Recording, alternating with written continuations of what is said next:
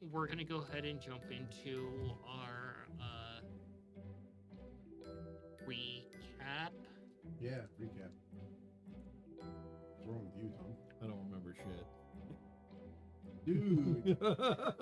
I remember like one thing, and that's about it. Hey, buddy. All right, well, this is your penalty. You have to start us off. You're not All the right, DM well, of I me. don't know shit, so my turn's over. Actually. So, See, what's funny is I actually know who knows the most out of all of you as far as the recap goes. Yeah, it's fair. There's something that happened last session that we let happen. And we totally didn't catch the GM on it, and that was the favorite moment of the night. Gone, bud. she's already told us that too late, too soon, or was it too late, too sad? Yeah. So sad. That she's not going to participate if we let her slip. Yep. That's fair. That's fair. And you're all really tired today, so. Oh. I'll remember a couple of things once everybody else gets going. All right. Nikolai, since you want to be so shovey, go ahead and start. How am I being chubby? Go ahead, start. Recap, boy. I guess I'm being chubby. Shit, I just listened to it too. You have no fucking excuse. Yeah, I know. It's pretty bad. Let's see here. I think we started out with Nikolai and Mongo in Poland. We spent some time patiently waiting in the line, and the line was just moving slowly. so we started actually doing the just browsing around like we normally do, see if there's something that we want. I found a couple things. Nikolai got his first broomstick. Mongo got a magical book of some sort, if I remember correctly, that like gives him like Cantrips. cantrips. Kind of strange. It's questionable if I can learn any of the ones out of there or if I'm just casting from there. Yeah. I think also got the pondering thing that looks like cheese to Nikolai. I think we got that. I don't remember. Kind of wanted it, but like asked it questions him. Maybe it's not just about food. See, and then after we finished that, we went back to the house where we realized that Jesse, or not Jesse, Diane broke the news to Scav that his mother manipulated things so that Kippa would be the heir. As far as like what Nikolai did, oh no, we also Nikolai also taught Mongo how to make coffee. This is Oh, all out of yeah. order. Oh, yeah, the goop Yeah. coffee. Yeah, because Quinn was trying to enjoy the coffee that she made and kind of chew on it, and Mongo realized, like, no, this is not right. And he attempted to make some that was better, but still offensive to Nikolai. Yes. The So coffee then- that is like sludge instead of coffee. Yeah. I remember Cayenne taking her mushrooms to her realm place, dropping them off. Trying to animate the giant mushroom that they were supposed to use. Yeah, for they were harvest. going to animate the giant mushroom.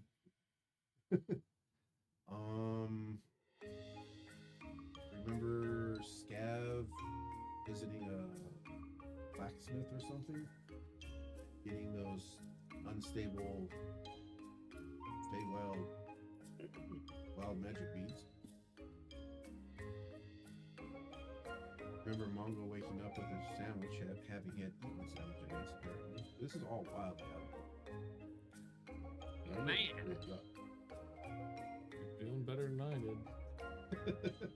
The sandwich I remember. Remember Diane visiting with the forest elves, I guess, and gaining their favor for the campaign against the usurpers at Essen Crest. Oh yeah, they were gonna give her the blade either as a gift or in her chest. Yeah, she got it as a gift. Yeah. Okay, Mongo, what do you remember? This is getting painful. So I'm not remembering the things. It's just like all over the place. My chiming in probably isn't helping. Yeah, there's a hole in the wall. Got a couple of things.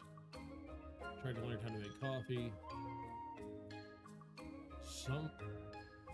Somehow had a dream of going into the kitchen, making a sandwich,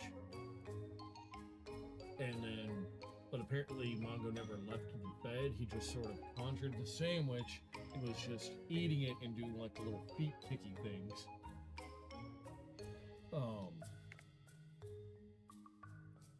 And of course he didn't originally believe where the sandwich came from because he's never conjured anything out of thin air like that before. So trying to identify the sandwich, like, no, apparently he actually did conjure a random sandwich. Yeah, the mushrooms went to their new home. Got permission to go to the other city. Yeah, that information was shared by a human. That poor human walked in and went, "What the fuck?" Yeah. Yeah, the first time we've ever met a human, I guess. Don't meet many of them. I think we were also all in agreement that it's been a while since we've done like a big family dinner, so we were gonna do that. But we were also making sure that it's like, okay, we've added to the family since then, so we got to make sure Bot's there. Well, remember, Kippo is going to do a family dinner. Yeah, because there's very real possibility it's going to fall into a food fight.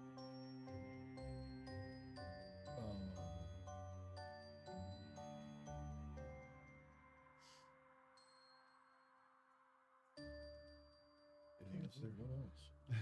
Diane, Yeah, once she gets going and actually, remembers things. can you save this clusterfuck? Well, Manny hasn't had a Well- chance to try yet. Cayenne and Scab went to her realm when she decided she was going to release the mushrooms to their new home. This was after Cayenne saw that Stella had 7 babies, essentially. And Scab tried to do a superhero landing. Yep, Yep. Oh yeah. Yep. it's rough on the knees. So Kaya got to perform her first tries at medicine in her own realm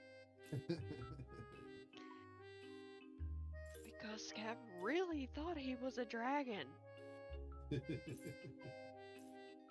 His wings are very broken. Or very One could say they're, non-existent. yeah, one could say they're very imaginary. I distinctly remember being teleported into the sky within Cayenne's realm for some reason. Yeah, which was not the intention. This is like, hey, we're gonna go visit this place. By the way, here you go. Fall. I'm like, uh-oh. Well, superhero landing it is. I guess this is what happens when Cayenne just yoinks someone off somewhere instead of, let's do this the right way. Phrasing! Phrasing!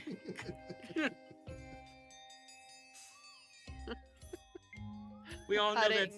didn't get that until now. Okay. Okay, yeah. The only one yoinking anybody off is Nikolai.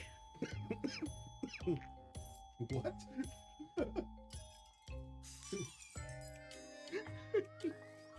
Anyway. After Cayenne and Scav got back, Cayenne got to go to the meeting. And she thought it would be a good idea to take the dagger. Lo and behold, it was needed during, because not only did the deep elf allow her to know that they accepted to be an ally, by the slaughtering of a sacred silky chicken that just disintegrated into thousands of crystal pieces that are now in a jar. Yeah, pretty fancy. Cayenne got to have a lovely design carved into her flesh by certain deep elf, and Cayenne got to carve a design into their arm, and they got to seal the deal on a cloth. Was it deep? I thought it was a wood elf. It's a deep wood elf. Deep wood elf. Okay. It's a deep elf works as well. Essentially, if Cayenne breaks her word, then the deep elves get to do whatever they wish to Cayenne, until she's dead. So there's that fun nugget.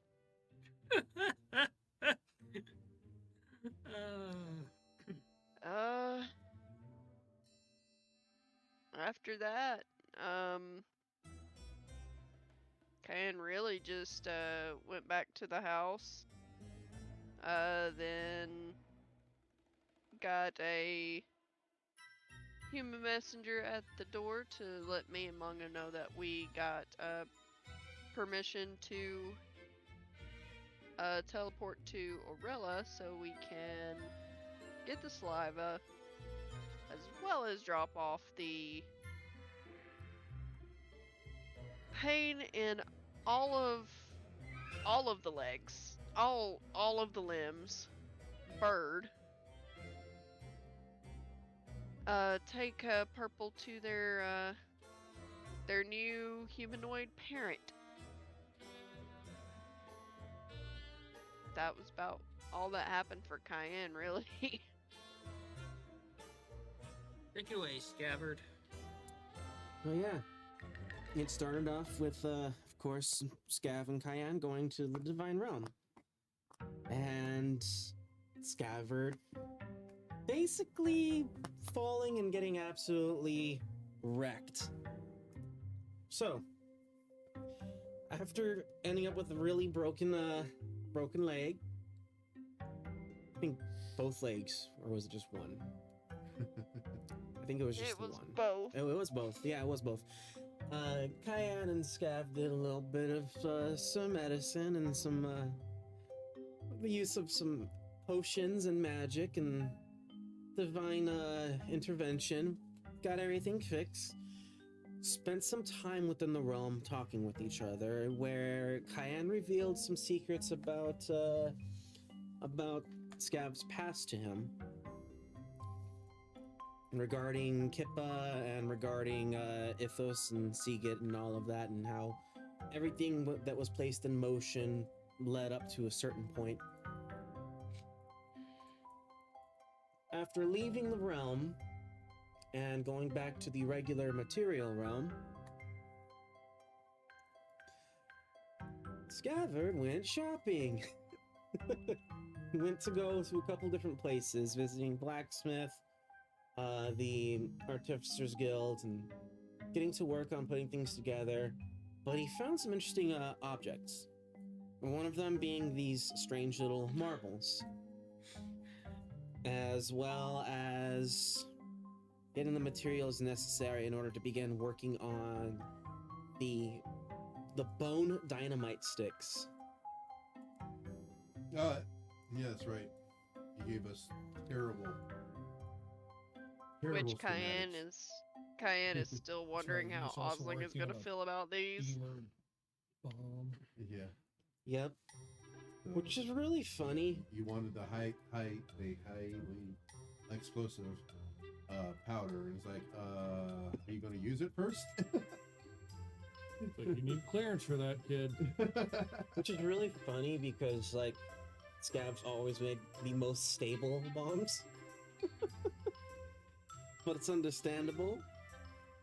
But yes, after that, some things were identified. We learned a little bit of history about a couple of items. A little bit about a trinket that was picked up a while ago that was what was thought to be a claw and is actually the tip of a kaiju's tooth that's been on one really long journey. As well as these little marbles being tiny little volatile beads of just pure wild magic. And of course, the unique, I think it's either half plate or full plate armor of. It is full plate armor of the water stuff that we can use within the that Scav can use within. What is the name of the place? The fire domain place. Fire. Burning temperament. The burning temperament. Burning temperament's just a place on the planet. Mm. You got to go through it to get to the realm.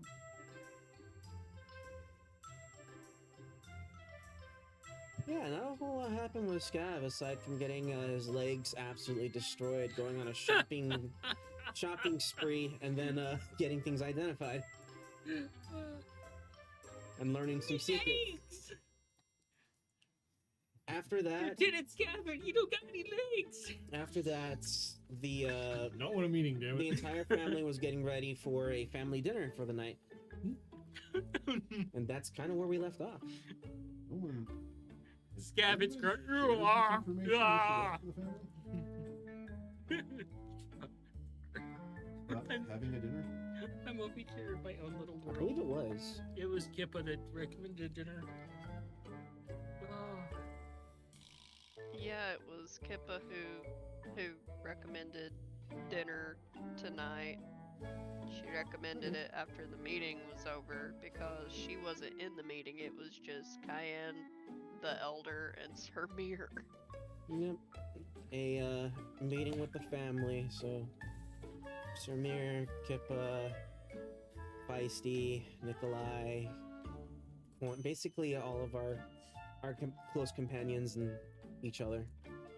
Now, Nikolai was headed off to go check out the warship that came over messed up. Yeah. So either somebody needs to tell Nikolai this, or hopefully he gets back in time.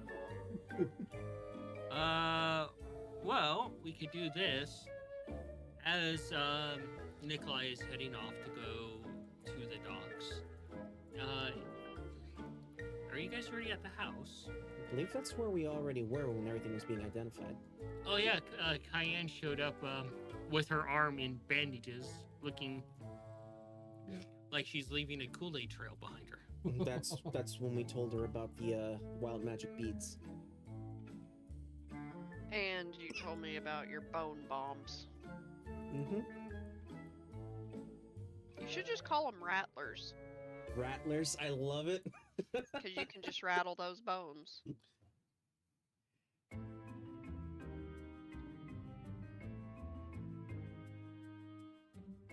And it fits perfectly for the perfect desert puppies that y'all have out there. Oh yeah, Hmm? the nope ropes that rattle. Mm. Yep, Alright, the danger noodles. Mongo, work on deciphering these chicken catch later on tonight. I want to go check out the box. What's wrong with the ship? Just hurry up.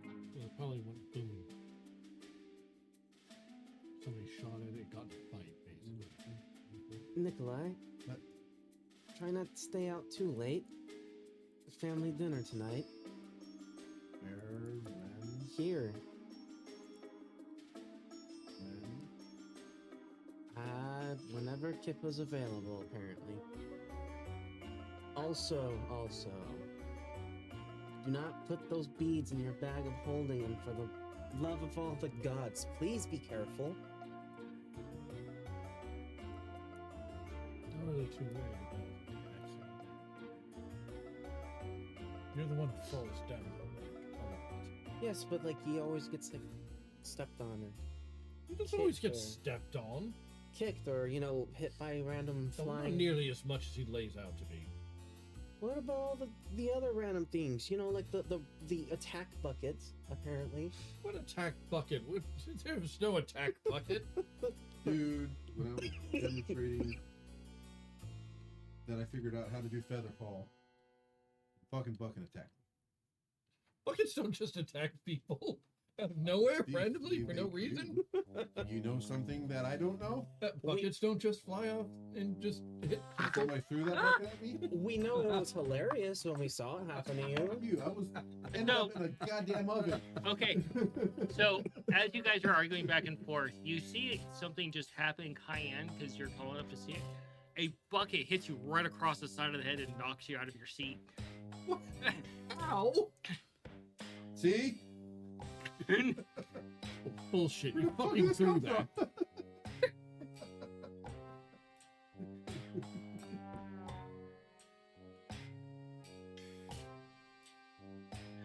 You just, your head Well, side of your head is throbbing It slightly says it from could be unstable. Mongo, you have a bag holding, right? No, you don't want to put it in a bag of holding. Says it could be unstable. Now, I'm not asking to put it in your bag.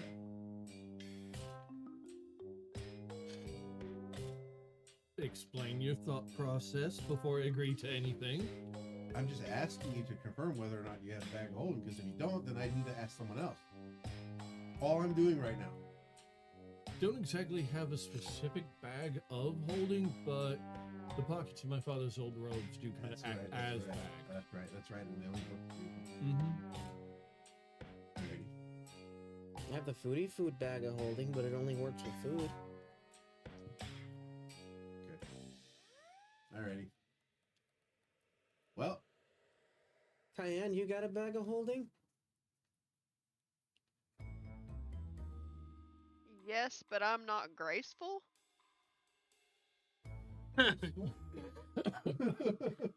what is that going to do with anything? No, okay, I just want to take the stuff that's in my bag of holding, pour it out into another bag of holding. That way I don't have to organize it all over again. Is that safe to do? Is it not safe to do? Because like if they get too close to each other, wouldn't they just like Yeah, you can't put one just- in the other, but I'm not putting one in the other. I'm He pouring just wants one. to take items out of his and place you them into hear- another one. You hear Maggie's like, well, technically, you shouldn't dock bags of holding. Well, Right, no, I wasn't. crazy. phrasing? I'm going to hold their bag of holding open, and then I dump my bag of holding into their bag of holding. Like pouring one cup of water into To an empty another cup cup. of water. Maggie just holds out an extra bag of holding. Is there anything in there? It looks like this bag of holding looks like it's just made from burlap and just random pieces of cord and thread. So it's like a very basic bag of holding. Beyond basic. Do you have anything in there, Maggie? Adventurer's first bag. It only holds one item. It holds one item. Yeah. Oh, that's interesting. All right. You can place a single bead in there. Well, just put the bag in Don't there. put the whole bag in there. Just put one bead in. Let's Oh see what god, you're happens. making me roll dice.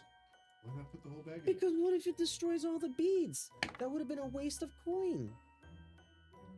Yeah, but they're supposed to stay in the bag. We I don't need- know I that. need percentile dice. Doesn't the cart doesn't? Okay. You did this to yourself. Nikolai, you're gonna owe me coin if this goes wrong. Can someone share the card with me? Yes, I'll share it with you. Like, for crap's sakes. So, This unassuming leather. Oh my god, he meant share the card, not read it, dumbass. Okay. Let me go ahead and let me do that. Good God. Push the button. Let's go on. Because sometimes I don't trust what you're reading there. This is literally copying and being pasted over to you. I get it, but We're aware of how copy paste oftentimes works. you thought you could do all of those things with Divine Sense all at once. And it took us several times to convince you that you can only do it one. One eternity later. Kyan, what are you doing as this madness is going on? Probably getting snacks and stuff out of the kitchen.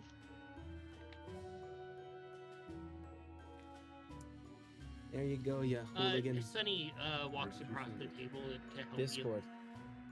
Since she's short and a munchkin, she just walks on the table. She doesn't know any better.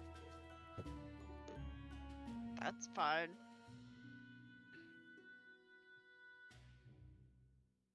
I'll identify the bucket, find out where the fuck it came from, and who the hell threw it. You're just gonna burn an identifier. I'll at least take the time to do the circle ritual. You see Mongo over there drawing an identification circle. It's pretty identifiable at this top point what he's doing. Does he still do the little dance? Performance. Duh. Performance. I'm not the one who tried to stop dancing. Well, yeah, that's right. It's Nikolai that does the little dance. Nikolai, What? can you roll me a will? Damn it, why? I'm reading something. You fucking. 15. You're doing the little butt wiggle dance. I'm fine with that. I guess we better identify. Modify 22. Okay.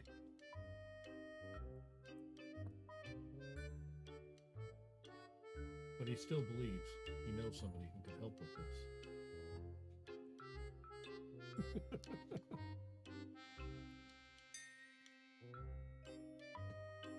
Yeah, I'm just. All it says is getting destable bags of holding. Okay. So it doesn't have to stay in its little bag. Okay. Eartha. We don't know what'll happen. Okay, fine. It's safer just put one in. Yeah. The way you read this out before made it sound like they need to stay in the bag until you're using it. I read it verbatim. How Word was for it again? word. So, anyways, I'll take the bead, any bead, and this one item magic bag, and I will go to testing room. So I guess I would have to go to our regular family house, which is city house. Put the bag down. Put the bead in the bag. See what happens.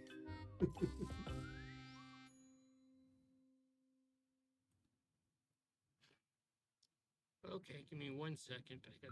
I gotta pull up my chart now because Somebody come with me in case something goes terrible wrong, so like you can save my corpse. at least. Gabbard, are you going? I'm scared.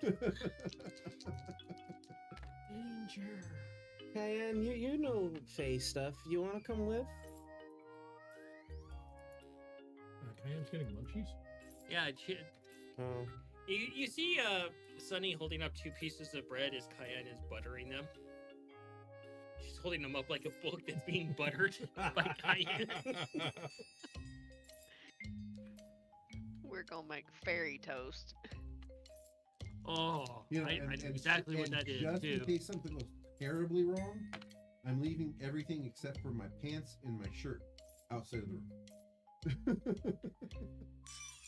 She's keeping his pants on. Okay. Okay. I'll go check up on him in like 5 minutes.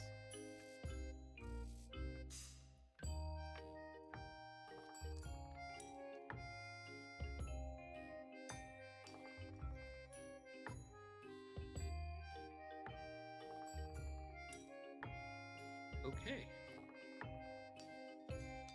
I need you to make me a dex at disadvantage. Maybe I should have gone with. It's still. You were originally going with him. I just said I'll go and check on him in 5 minutes. I'm not there. Sorry, bud. Your conscience could get the better of you. 50.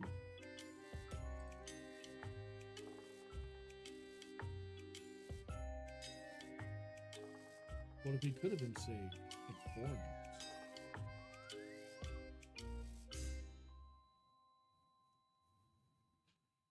You go there after 5 minutes.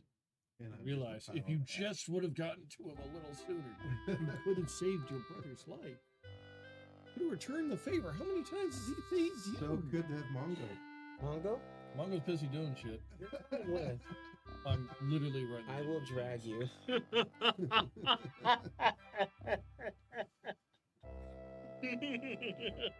Oh no.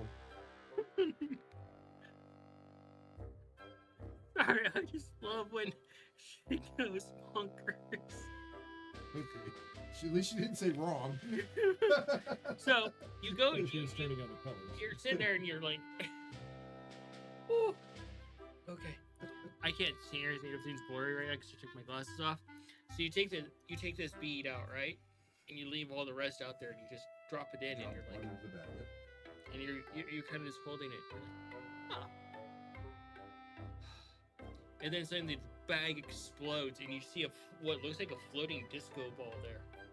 And before you can respond, the single like plate on that disco ball fires off an Eldritch blast in every direction, Okay. hitting you for 64 points of damage. Oh, Good night, nurse. Yep. And you finally go over to check on him after 63, you said? 64. 64? You just smell like 27 points at 0? 27 points below 0? so you walk over and you can just smell like mustiness and dirt and rot. And you just look into the room and you just see the walls are blackened and you see Nikolai laying there sprawled out on the ground just charred black. Did he do this in the kitchen? No, he did this in the safety room. Okay. It's like a moment where it's like, door opens, head peeks in. And there's a slight crater in the ceiling and the ground Those where who he was know, like, who have actually seen the movie, Daddy Daycare, just picture that one scene where he looks inside the bathroom when the kid says, "I missed." do you go in and lay hands on him? Go in there.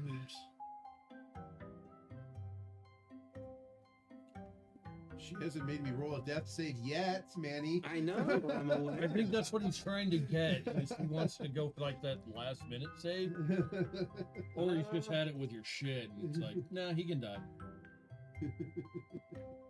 Well, I don't even know if I have lay on hands available. 'Cause I'm pretty sure I used all of that to fix myself. No, I have 20. I'll spend all 20 left that I have.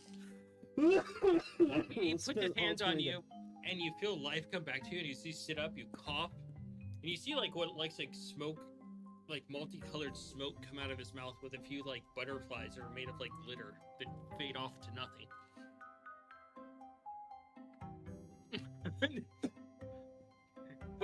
But he went from having any color to being pure black because and his fur just starts falling off like after you burn your hair. Oh, fuck. I'm a fucking naked mole rat now? Yeah. What happened? Yeah, hello. Welcome back to the land of the living. We're not taking those with. Unless they are nice and securely, like, made so that they can't be jostled or moved or anything. Go ahead and... Every time he coughs, some of his fur falls off. Nikolai, Oh, been there. you're less of a mouse and more of a pinky.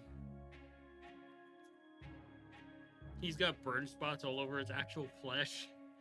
Buddy, Brother. What did you do? Those things are insane. Yes. They're awesome, but they're insane. This is why I said don't So, mess with them, but no. Cayenne, you're making fairy bread, and you've got the full attention of Sunny about what you're making. So, take that bag. She's like a cat Put it when on you the shake shelf. a cat treat bag.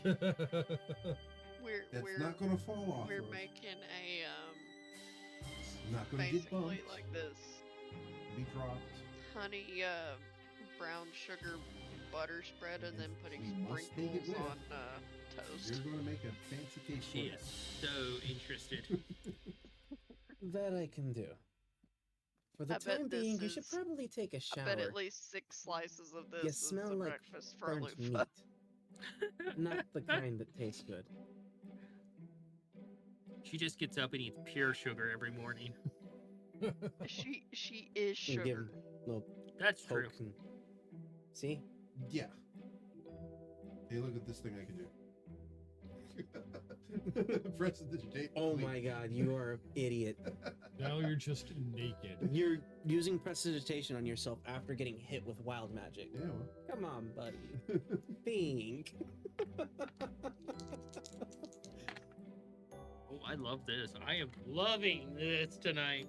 I wonder if it started with me. I'm having so much fun. I can't wait to see what this. Ooh. Sorry, I get to roll wild magic, and I get to just let my ambitions just go. Can I without attempt fail. to avoid this? Because I know it has like a radius. So as you do this, you're like, see, it's fine, and you see a single daisy sticking out of his head, bloom, Oh, like a unicorn horn. You don't see it, Nikolai. You're just like, I'm clean. Yeah. All right. I'm just gonna be just stifle a laugh like.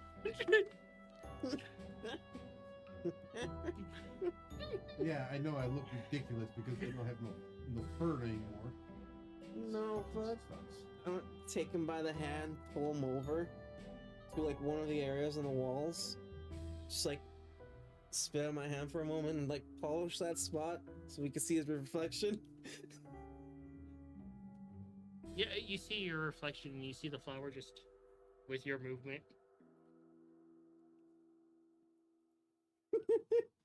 What the fuck is this?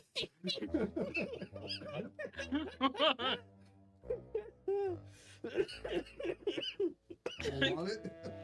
It feels like you're pulling on your own tail. Ah! Wild magic, Nikolai. Wild magic. I forget this shit happens all the time. Doesn't make any sense. It makes perfect sense. No, it doesn't make any sense. It makes That's why it's called wild. It makes no sense. brother. You experimented with Fey-created wild magic bead, then proceeded to cast magic upon yourself after being hit by said wild magic. Uh-huh. I would think you'd be smart enough to put two and two together, as intelligent as you are, brother. But it seems wisdom is not your Stupid strong stuff. suit. That doesn't make sense. Doesn't calculate. Intelligence, yes. Wisdom, eh. You and Mongo are like polar opposites. What? Gosh, it's like we're cat and mouse. Like, he's wise. He's afraid of his own shadow sometimes, though. What is it? Am I lying? Yes. Yes. Look, there are certain circumstances, like when wild magic goes off, your shadow can fucking do shit. So do you do the walk of shame back to the house? Are my clothes tattered? Oh, Or they're just dirty? You're completely naked. Oh, great. Excellent. A set of clothes. I'm gonna take the beads and carefully place them aside for now, because I have some work to do in order to make those safe to transport.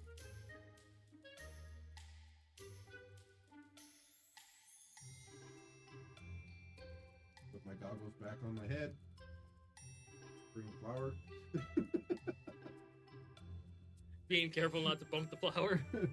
Just like cover it, like up inside the goggles and just sit on my head until it goes away. Not very comfortable. Yeah, well, I don't have a flower on my head now. We have 28 of those now. And we thought after that one wild night you'd been deflowered. That's entirely necessary. Somebody had to make that joke. No, they don't have to. So eventually, Scabbard and Nikolai come back, and you see how naked he is. As you miss a line, and you just like Naked a record as in no skip in fur. your. Yes. Yes. Just over here, just doing the little chuckle. Those things are extremely unstable. How he hasn't blown up and created a crater in the city yet, I don't fucking know. Is that in reference to the new thing that he found or any of the other stuff that he's toted around? The new thing. Okay. Those beads. To be fair, Nikolai, I do have extensive training in the handle and care of explosives. Fucking since when?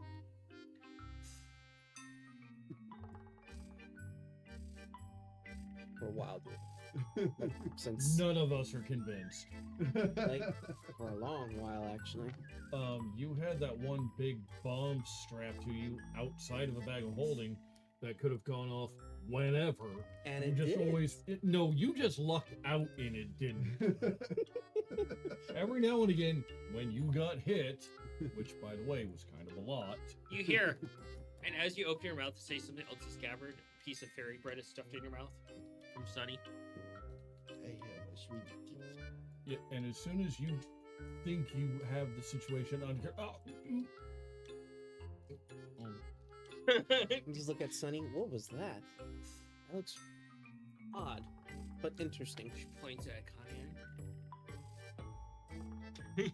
What? Sunny looks over at you. She's like, "Ooh, Yeah. you stinks like the wild's magics." That's because he got hit by wild Yeah. magic. It sucked.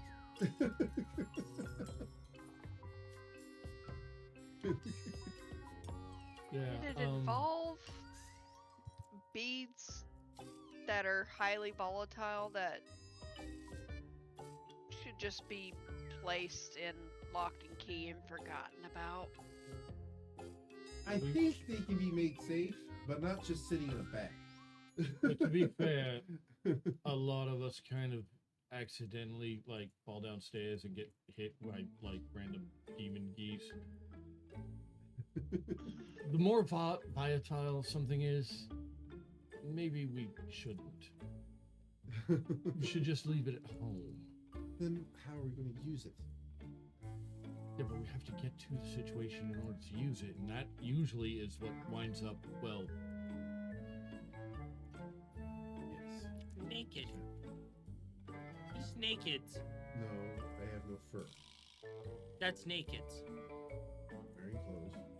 Being decent. I can see your wrinkles.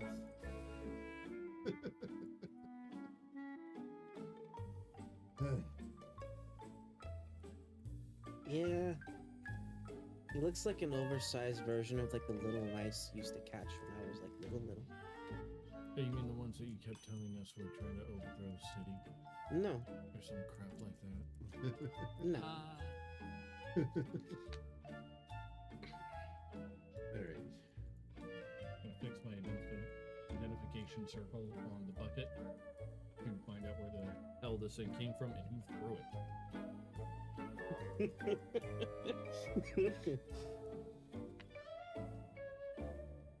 So you're saying buckets don't just randomly attack people? No, somebody threw this, and I want to know who. So who threw a bucket at me? I don't fucking know. Eli. Inside you? So you put the bucket in there. Because I wanted to fix it because when it birdless Nikolai, I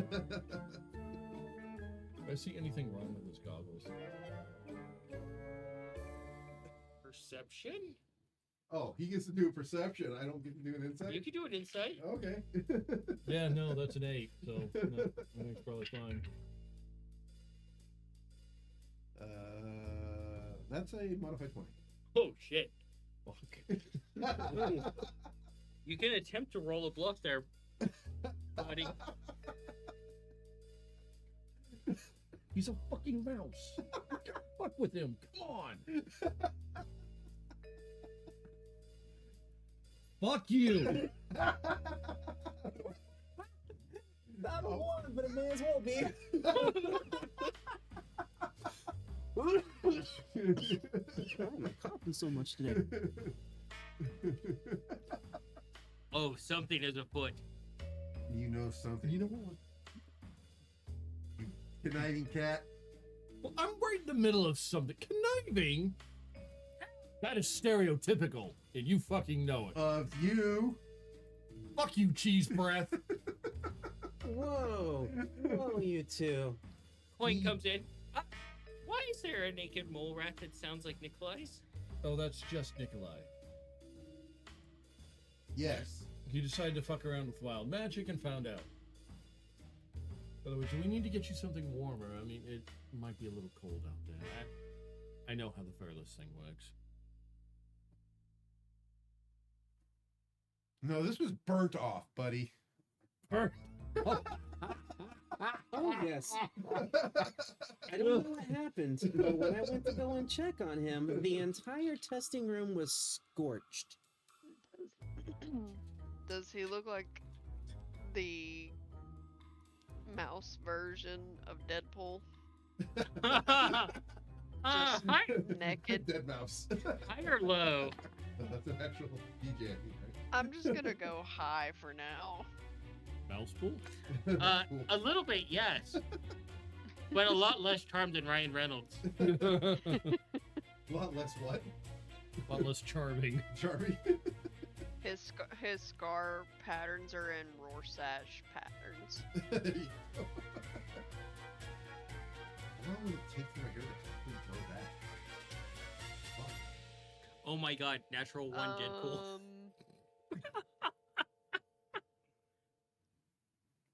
One of my friends actually had a pet rat when Mhm. their cat got a hold of their pet rat and they had to go to the vet and get part of their fur shaved off and to get stitches. Okay. It took the rat like 2 months. Oh, fuck. Assuming the follicles haven't been scorched away. Just gotta dunk him in Rogaine.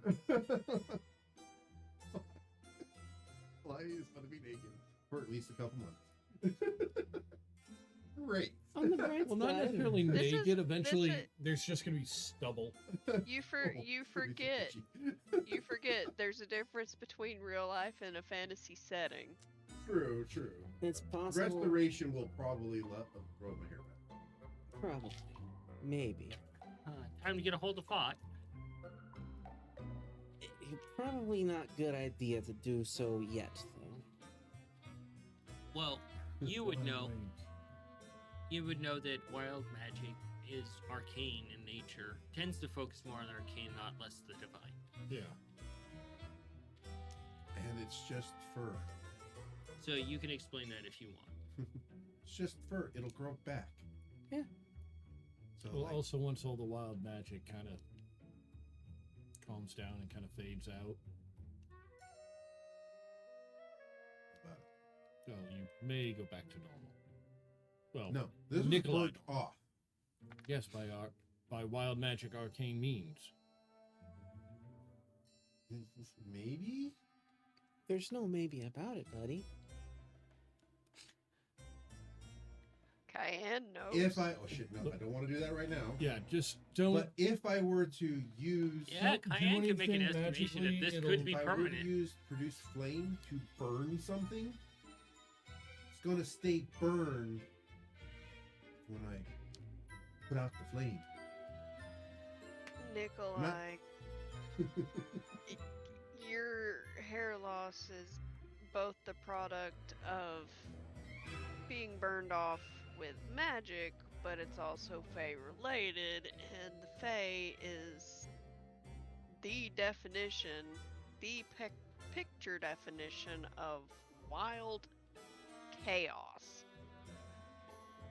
So it may grow Just- back purple. Or it may not grow back at all. Depends on how long it takes the wild magic. to kind of- Then he's like, or it could grow back his feathers. That is not okay. What if he ends up with scales? You'll feel more at home with them. Steely mouse. It's terrible. Well, isn't Or that it just an could- armadillo? It's kind of like It- an armadillo. Yeah, actually. It could grow back completely translucent hairs that glow in different colors. That would be kind of cool. Could grow back as crystals. Maggie looks over. At that point, your name is no longer Nikolai. It is Disco. Disco. Like, So, do nothing for now. And you can just smell wild magic. But It's more of a sixth sense of a fate-born creature. It's like he can pick up arcane magic just naturally being around it. It was Sunny that says I sneak up wild magic. It's also sunny, yeah. Well, since there's no telling how long this is last, I'm just gonna live my life. I'm gonna go do what I was gonna do. It's I know like every now and again when you get like a little greasy and all that, you have a tendency to use like prestidigitation to kind of clean up. Uh-huh. I would even avoid doing that, or well, I mean, you remember the time that I got antlers, right? Yes, Yeah, you might something similar might wind up happening. antlers are better than this. And I'll tell you, you see the daisy just stick straight up out of his head like a unicorn horn. I forgot to mention that. Put them back on. Then he's like, do that again. It's adorable. So I got a question: are you now all about peace and love? Oh, I'm just wondering if he's a flower child now. Do we need to get you some I tie-dye shirts? walk over to Mongo as if I'm going to hug him. No. You keep that wild magic over there, bud. Mongo, I'm Soon as only I'm going within- to allow him to have the title of Flower Child if he swears his life to no longer tinkering. No. Might I, Thing's gonna fall off or cutting it off. might I make a suggestion Now for I just you? picture those that have watched the show, a treant that has incredibly stupid luck and is an artificer, but also a druid that wears a red jacket. Artificer, druid, What's the red jacket? treant. It's from a show? Wow, nobody gets it. I don't get it. Artificer, Incredibly dumb luck. A walking, talking tree in a red coat. Oh. I think he finally caught it.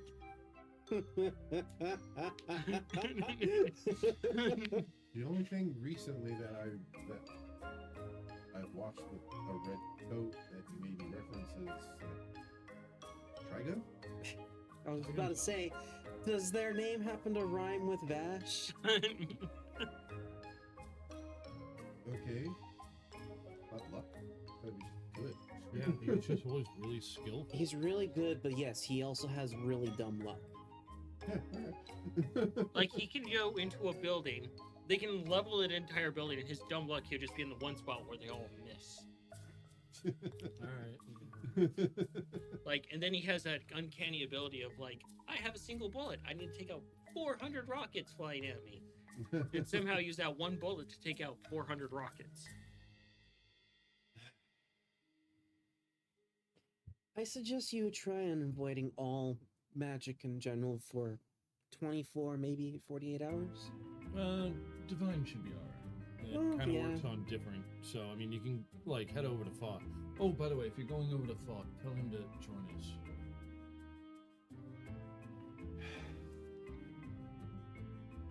Basically, bring him back with you. Okay. Well, I wasn't going to go to Thought.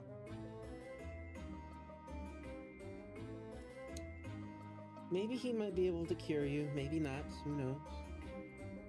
Either way, you place a hand on Nikolai's like shoulder, give him a little pat. You get to go on a journey to Fotland. Question: where is Bellis right now? Like, where is she staying? He's staying with Troyus.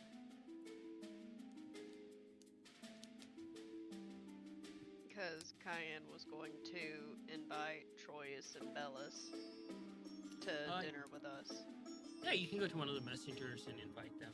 You could even do pull a rank card and do a royal summons where they can't avoid coming. I think I'm gonna do that. Are Kippa's parents still in town? No.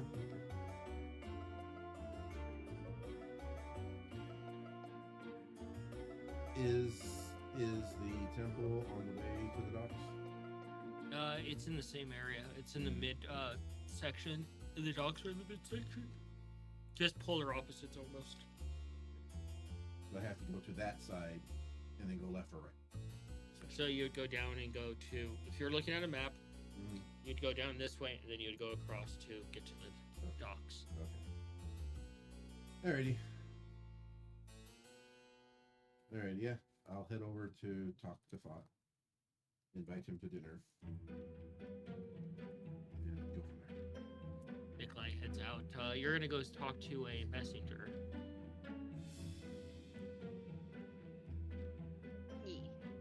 You're going back to identifying your bucket. I don't know which one of these fuckers threw it.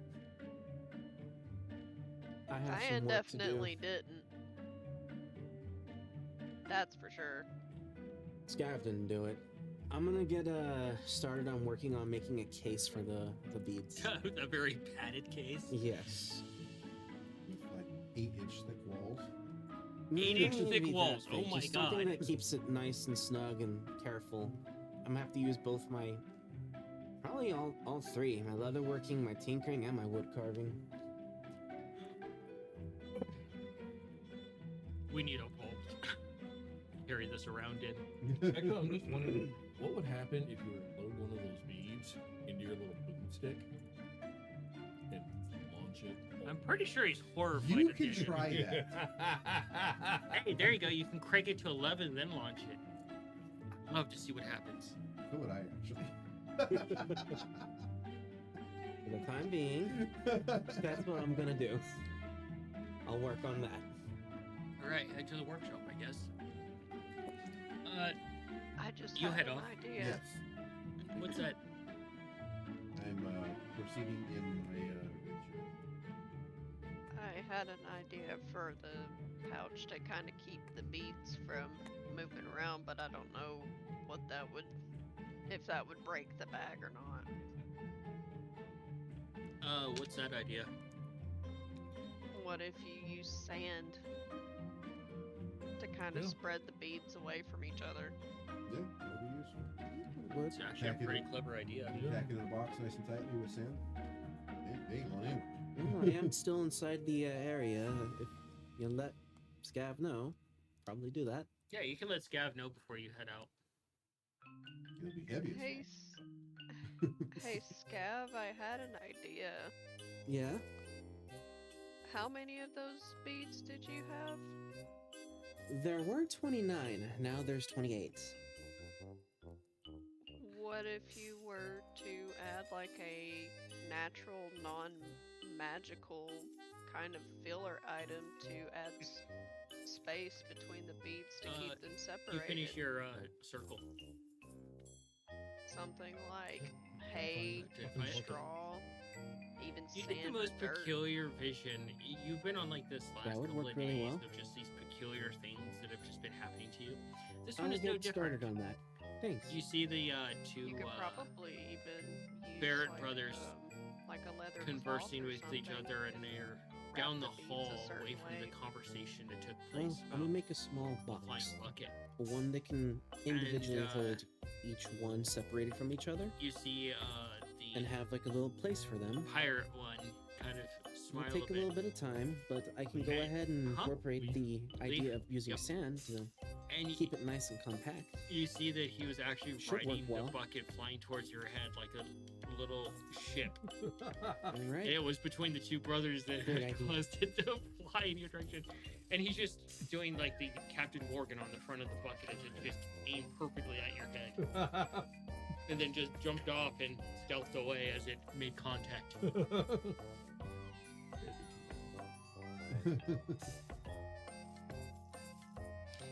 You almost hear some sort of theme song going with it. Yep. We'll take the bucket. Find those two. As you pick up the bucket just kind of moves in your hand and says, gently. I like that mug, by the way.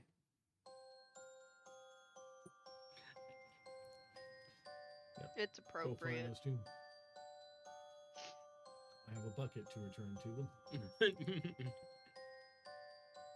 So, you begin work on that. I'm You'll gonna need, probably spend until like It'll be... Give me 3 tinkering checks. 3 tinkering. Yeah. Can I take Uh-oh. time on this? Because I'm just gonna be doing this for most of the day, anyways. Well, it's already like only a couple hours until dinner time. No, I gotta mess them a little bit. I just want to find them and I'll sneak up on them. Cayenne, you're able to find a messenger. I'm gonna try to prank the apes. I'm gonna let the messenger know that I am summoning Troyus and Bellis to the house. They just mark this down on their scroll and actually you would go to a Grey Cloak. Yeah, you would just skip the normal messengers and go straight to a Grey Cloak. Is what I'm assuming you would do. Yeah. The Grey Cloak writes it down and just bows their head to you and just slinks off into the shadows. Yeah, Cayenne would definitely go to a Grey Cloak because she'll never forget the first time that she saw one when they came to the city. It scared her half to death. Well, and it's also her husband's spy network, so. Hmm. And Well, then his shadows. Those terrifying assholes. Who was it? Which one was it that Cayenne got along well with that knew more about? Was it the Fae or was it another one?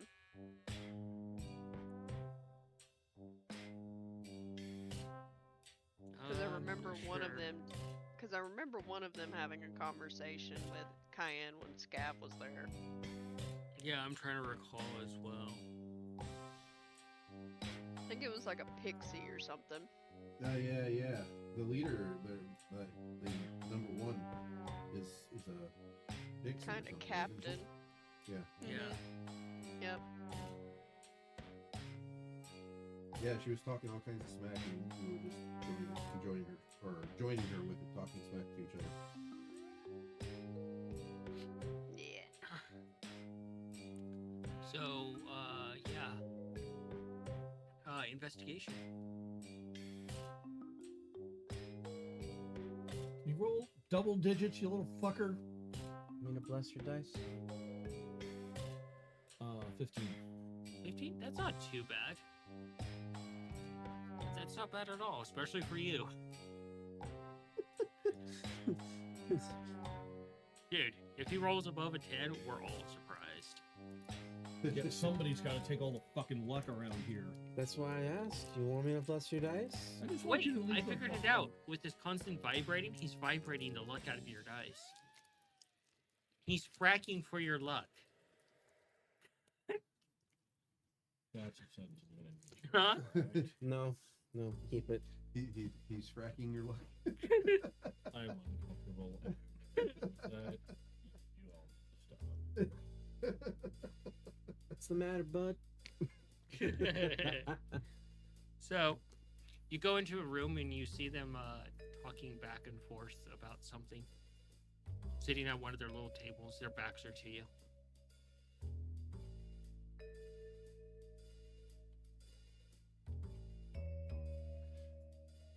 Yep.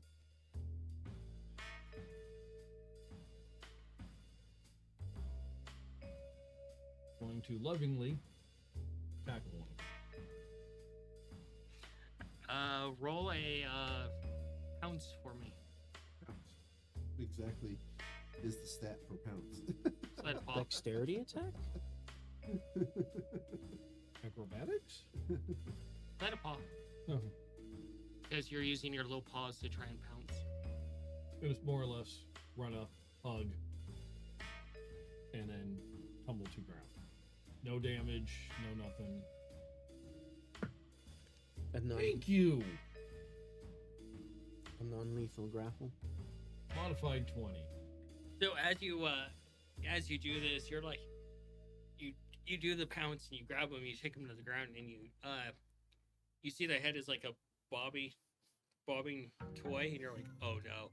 And suddenly you hear and poof, you're suddenly in a giant cube of Jello. Shit. you're starfish inside the Jello. How am I breathing? There's a small bubble around your head. Fair enough. Okay.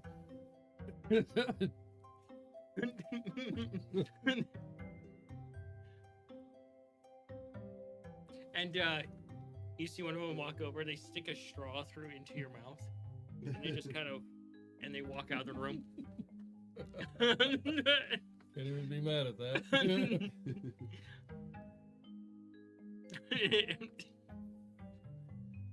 Pretty impressive.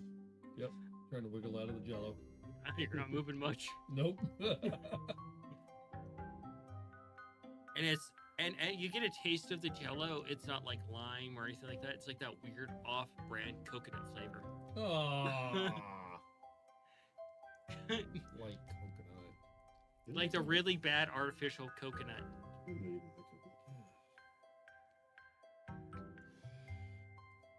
It's an acquired taste for a lot of people.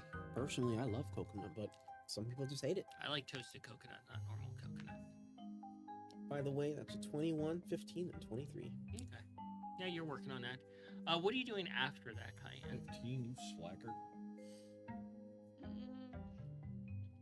I think Cayenne's probably going to try to scrounge up some quick knowledge about purple that she can pass on to the wolf when they leave. Yeah, you can head back in and go to your room to work on that. As you do, you head past the room, like the sitting room, and you pause for a moment. Out of the corner of your eye, you see a big giant cube in that room. And as you turn to look at it, you see Mongo starfished in the middle of it. Can I tell if this is Fae related? It is not Fae related.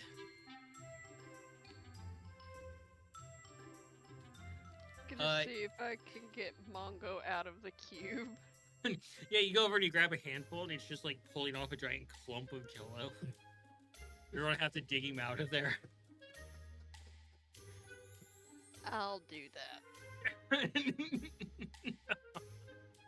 Start at the back end, so when you get his feet explode, you can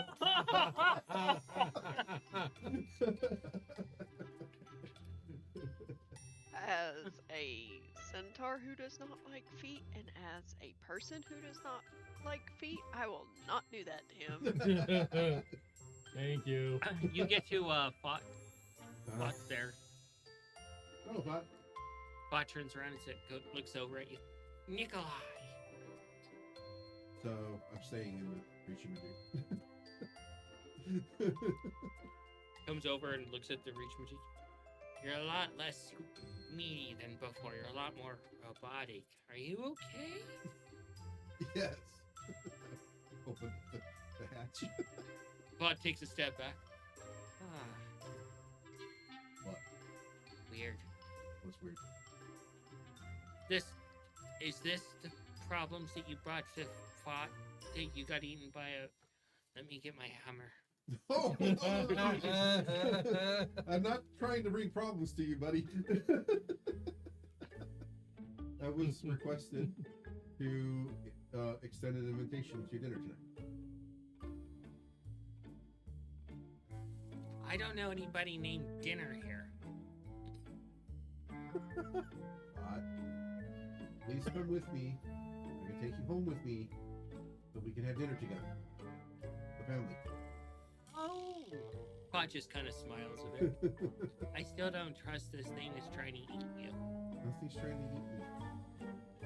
I'm just kind of embarrassed.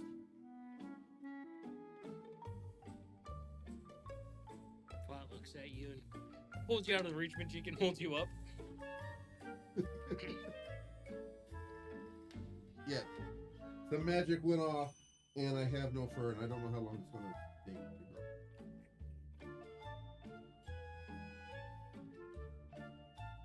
I'm trusting it's Get you gonna forgot. fall off with the next one.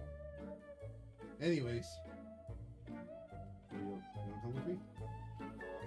Pot just looks at your condition, turns you upside down, shakes you a little bit. Your goggles fall off. Pot turns you back over. Yes, this too. Nikolai, What? you're pushing daisies. You're funny man.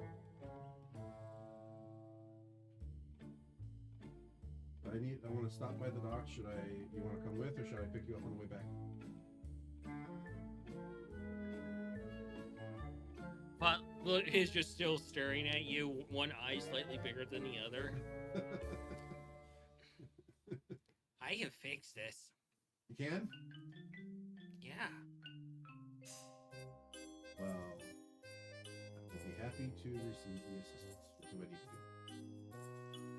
do? Trust me. Shit. Okay, you trust Pot. Yes, I do. Okay. I'm glad you trust me.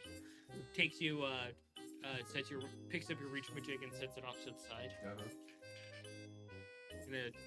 Where a designated spot says, please take off your shoes in the other parts of the temple. Okay. Leaves it at the shoe register. Ace, can you make sure nobody touches that?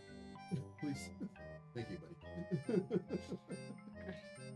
Fought takes you to where their private chambers are and takes you in. Starts going through like these various jars and things, and they're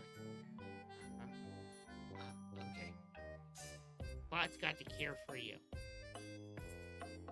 The loss of hair and the flower. And it's gonna be a little weird, even by Fought standards. I mean, I have no fur and a flower growing on my head. How much weirder can this be? Holds up a few pieces of cotton and sticks them in your nose. Okay. Pulls the lid off of something. Okay. Trust me. I trust you. Picks you up by your little shoulders and puts you into this pot, and you instantly sink into it. You can't describe the texture it is. Don't breathe in. Okay. And you breathe, and submerges you into it, and just one hand is on your shoulder, and then grabs the flower and just pulls it, and he almost like pulling like a slimy, gooey like skin off of something. Ew. It just Ew. Does it hurt? it feels a bit weird to you, and then flops it on the ground, and then pulls you out of the goo and sets you down. And pulls the stuff out of your nose, and you finally smell it, and the smell hits you. Ah, yes. The good choice for curing wild magic effects. The snot of 1,000 dwarves and trolls. Fermented in a jar. The look on his face after that.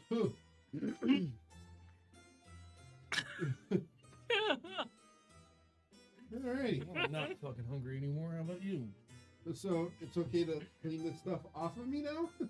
It's good for the skin. Yeah, but I was going to go someplace in public. You put your hands together and you can't. It's having trouble pulling them apart, and you can just see like the long entrails of snot between them. This is gross. I mean, it's no grosser than crawling through corpses of dead Some of it bodies. goes in your mouth, and you taste the fermentation of it. Oh. Oh, no. Gross. How long do I have to keep it on me? The timer went off. Didn't you hear? Oh, it's in my head. Okay, so is it safe to use like magic to just clean this off? No, gotta use water and soap. Really? Mm-hmm. All right. Is there a shower I can use real quick?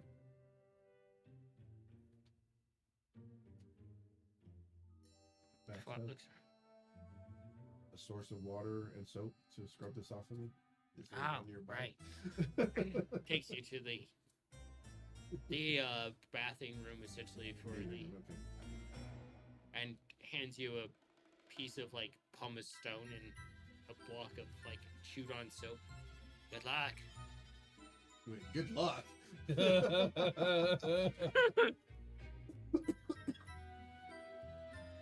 What's me? Bot, what are you not telling me? Bot's already gone. Alright, well, clean this stuff off of me. Yeah, as you're cleaning it off, you can see fur coming back. Oh. Yeah. But yeah, fun experience with Flock. Does it come off pretty easily? Yeah, you don't have to like scrub really hard. It's just like the thought of what you're coated in is like enough reason just Yeah. I might have to ask Spot for like a jar of that. Oh, Very useful. hey Mongo, look what I got. You got a big jar of no, go away. It totally neutralizes magic. No, it just helps cure effects of wild magic. Yeah, Cayenne eventually just What? Thank you.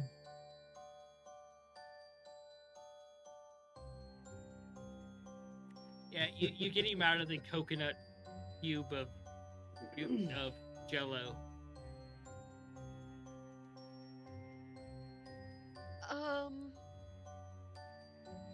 You're very welcome for the assistance, but you're probably gonna want to take a bath.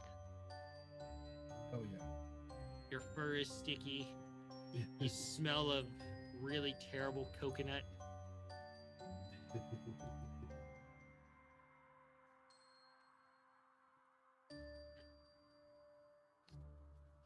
I'm gonna leave Mongo to go take a bath. Yeah. You don't even want to know. Don't want to know. Nope. Although this does raise one interesting question. Why do food substances keep coming in cube of form? We live in a Minecraft food world. Imagine if you went to like a fast food place or a restaurant and everything came in cube form. That'd be fucking hilarious. Like you get a 10-ounce steak, but it's each piece of it is a 1-ounce steak in a cube form. Remember you the have- restaurant but we you went have 10 to of 10 a of couple them. weeks ago where I got that spare rib? It was literally just a block of meat. Yeah. As long as it tastes good. That's Yeah, it fine. was pretty.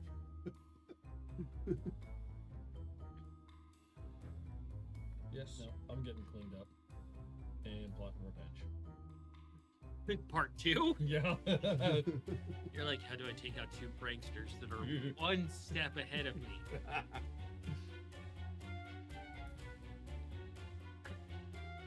So, Nikolai, you're able to clean up and eventually make it to the docks. Okay. Does Fuck come with it to the box? Or does it stay? Like, Font just head straight to the house. Fuck is that Yeah. Alright, yeah, we get to the docks. Let's stop in at Todd's if it's okay to tour the next ship. Any next questions? Yeah, you head up to the docks and you can see the vast size of the ship and the work that they're doing on it. Uh-huh. And you're just like, jeez. If you want, you can roll a tinkering. Yeah.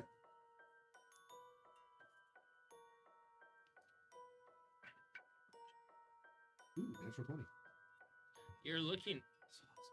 So fun to see natural 20s. Within, fucker. I sense a very stabby mood from this. Like, rock it up, fucker. I will stab you.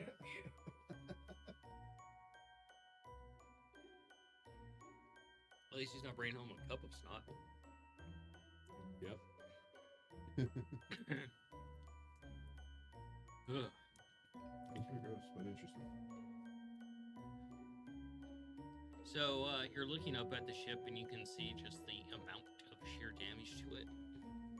That it was damn near sheared in half by whatever attacked it. That it took volleys of significant arcane bolts and normal bolts. Mm-hmm. Some of the armor plating on it was just completely melted off with very powerful necrotic damage.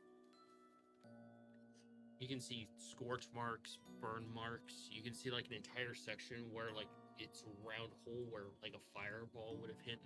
Jeez. Anything like claw and teeth marks?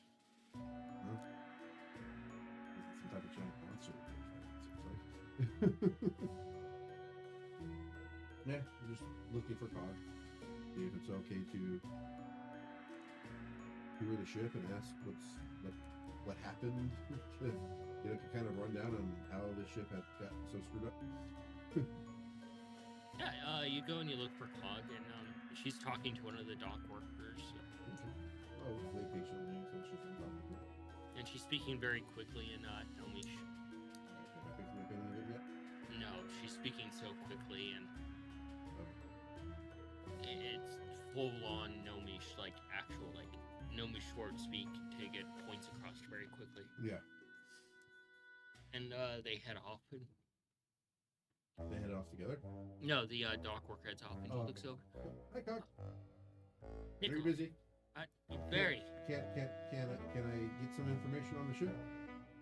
Like what happened to it? How it got so screwed up? I'm very curious, and can I go tour? No, no, and no. You don't have orders from anyone that's overseeing this.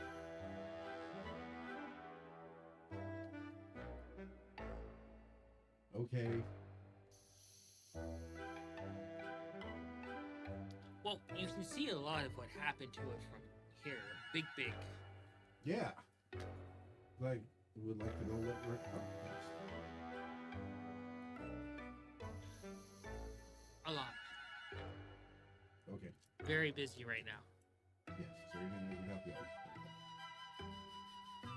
Well, I do have a spore collection needs to be sorted through. A what collection? I didn't hear you. Spore. Spore collection? She collects spores. Probably not a good idea. Alrighty, well. Thank you for your time. I guess I'll be headed off. Hogs nods. It's good to see you, Nikolai. Thank you. I'll see what I can do to get you some access. Thank you. Appreciate it. See you later. Head back to the house then. Yeah. And yeah, you get back to the house and you head in and you see fuck me words. Yeah, you see Kippa there with Sir Mir. Okay. Hello. Kippa looks over. Why? I wouldn't have expected you to be the first one to show up for dinner. Well, Uh-oh. I was going to go do something that had my curiosity, but was totally rejected. First time. Yes, actually. Apparently, I don't have the clearance to find out what happened to that ship. She just kind of lets out a small little shrug. Is it bothering you? Yes, bothered me a lot. Why? Because my father helped make these things, and I want to know more about them. Would you like me to get you a teacher on helping you to understand airships? I mean, I wouldn't say no. But I also want to know, like, what we're up against. Like, what did all that damage to that ship? How it was done. How do we do it to somebody else? Focus on the burning temperament, and then when you get back, we'll figure things out from there. Yeah, but we're running around doing all this frivolous stuff before we go, when we could have been gone already, and now there's something important that happened, and I'm prevented from looking at. These important things happen all the time, whether you went or came. If you were gone, it would still happen. And you wouldn't know about it at that point. Yeah, I know. Because I would be doing something else important. But now, I'm just doing all this stuff and... Sit down. At the table, now. Hi. Now. She hands you her cup of coffee. Guess I'll just read this book. Learn how to speak Gnomish. Work on a floor. He looks over at you, and you see Feisty come in, and she looks over at you, and Hi, Feisty. she greets people. She's like, she bows her head a little bit, and you see the most peculiar thing ever. She starts putting on an apron, and she goes into the kitchen, and you see her starting to actually prep things for cooking, and you see a few other what appears to be chefs with her. Seems like she's really taken to her job quite well. So you're cooking, Feisty? She looks over. Of course. Would you like to review the cookbooks that my mother has made that I have discovered? I would be most honored to. Let her know that where they're at and that she can grab them whenever she wants. Yeah, you start to hear the rumblings in the other room of pots and things shifting around. All of you start to hear this in the rooms that you're off in. I'm just studying them. Hopefully it takes more than a couple of years, or less than a couple of years. More than a couple of years, granted. Hopefully it takes less than a couple of years, because it's supposed to be a magical book. Learning is magic. It's part of the charm. Yeah, so you guys can go into the common area where everything is at and see what's going on. I was able to finish the case. Not finished, but you got a really good baseline design done. You're testing with normal marbles, not the magical ones, because you don't want to end up like a Nikolai. No. Super fragile spheres of glass. See how well they hold up. I think Mongo probably would have been surprised if he saw Cayenne right now, because she's going through whatever books that she had on these birds and making notes on paper. All the notes. Taking care of Purple Asshole Weren't 101. you guys supposed to like go to Aroa like tonight? Probably after dinner. Yeah, we had to get permission first. Yeah. Like if they leave now here, it'll probably be like morning there. Yeah. On And my if way we were out. to if we were to teleport in without permission, we would no longer exist. Yeah, you That's walk because out got and the you clearance see to do a so. couple of unknown chefs there, along with Feisty, as she's actually just got this massive rack of meat that she's actually just cleaning off. You see, Good to know. Hi, Feisty. And hi, and hi, and hi. Who are you? and you see thing this. with you?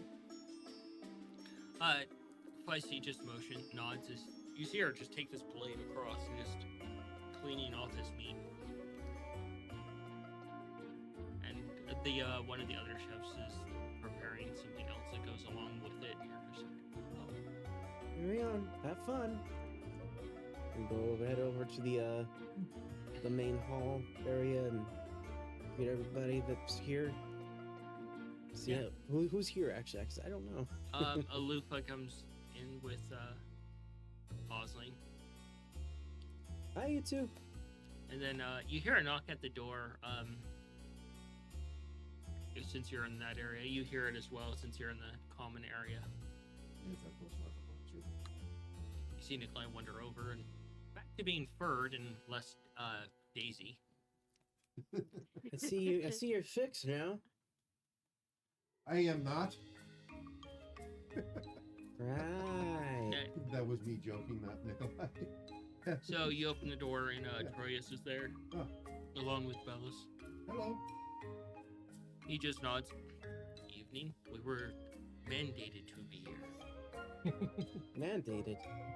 I'm assuming you're probably looking right over at Scabbard. What'd you do? Why Wasn't me. I I've been busy. can hear this. Yeah. Yeah, you're down the hall in your room and you hear this. By who? I mean, you're always welcome, but Bellis is like, for Diane. Oh, okay. Okay. Diane. Sister. You see, Coin, she just kind of face palms. She's like, now she's doing it. Bellis has been to the house before, so she'd be able to come inside. No, Yeah. Is this the family house or the city house? The city house. Okay. And this is the greetings at the door. You haven't invited them in yet. Yeah. They're being polite and not just entering. Oh. Yeah. You guys come in. Always welcome. But not the magic house. It's still magical, but yeah. The one that has the closet that Maggie. And live in. Yeah, eventually everybody starts showing up. And do you wonder your way out? Probably still smelling of coconut. Yeah. Yeah. Once. Coin looks once over. Yeah. Once I heard them at the Coin door. looks over at you and she's like, huh. What, did I miss a spot? Feeling a little tropical, Mango. Do we smell this as he enters the room? A very light smell of coconut. Like sniff out the air a bit. What's that smell? Something smells sweet. That's one of the nicest things you've ever said about. What happened to you? Why do you smell like candy? Do you want to tell him, Mongo, or should I? Coin's like, you just see her just pull out a notepad and she just snaps her finger and her quill appears. Ah. That's the one. Oh. We were having a discussion about something not important. Noodle and his brother Leaf decided it was a perfect time for a little prank. Leaf, I'm not gonna lie, this part's really impressive. Rode a bucket into the side of my head. Hippo looks over and is like, That's where the bucket came. So buckets don't randomly attack anybody, do they? Mongo. Never said that they do. Anyway, you see Coin. yeah. I know really tried something to about like my describe the bucket attacks. pose to her. That way she can get the full So story. I'm not telling you everything. So I went to go kindly return their bucket and noticed that they were just sitting there, not paying attention. And I fell for it. Turns out they set a little something up, and thankfully Cayenne dug me out of a tube of coconut jello. If Feisty turns around, Coconut jello. Gelatin, yes. There may still be some in the room if you need some.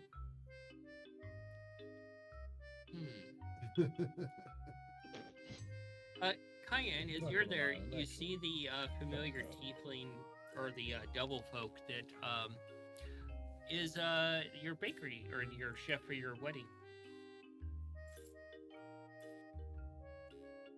Go over and say hi.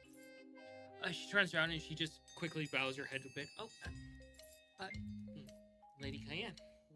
Oh, the It's good to Zariel see tiefling you. from the barbecue place.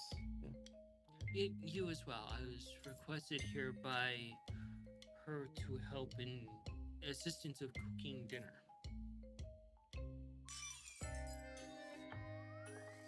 I look forward to it. Christ, nobody's asked Feisty about cooking yet. I haven't gotten over to it. Cayenne doesn't like to ask. She likes to be surprised because Feisty always has good ideas. Mm-hmm. Well, the fact that she's actually cooking, not just partaking. Yeah. Well, This is the Scavard first already time, knows yeah. that she does. I mean, she and There's the bow things. Yeah, but nobody's actually ever approached her about it. about cooking stuff. I know Scav and Feisty cooked breakfast for the group before. Scavard already knows she cooks, but You feel someone hug you from behind, Nikolai. And it's Mellum. Oh, you're alive. Don't tell me anything. Why wouldn't I? Oh my gosh. Look, I made you with explosives, but I'm not Scavard. I take care in my craft. Precise. But Measure. nobody tells me anything, and nobody lets me go get information. Like, did you see that ship? Yeah. They won't let me go near it. Hunker down and start reading my book all grumpily. Well, I'm just gonna go back to just doing whatever. You're not gonna see me. I'm happy to see you. Pulls out a piece of a cinnamon stick and starts nibbling on it. What you been up to? Working on the maw, helping it for your adventure to the burning temperament. Anything you can tell me about it, or I'm not allowed to know this? Oh, why don't we take a trip over there tomorrow and I can show you some of the stuff that we've been working on the ship. Cool. Thank you. Appreciate it.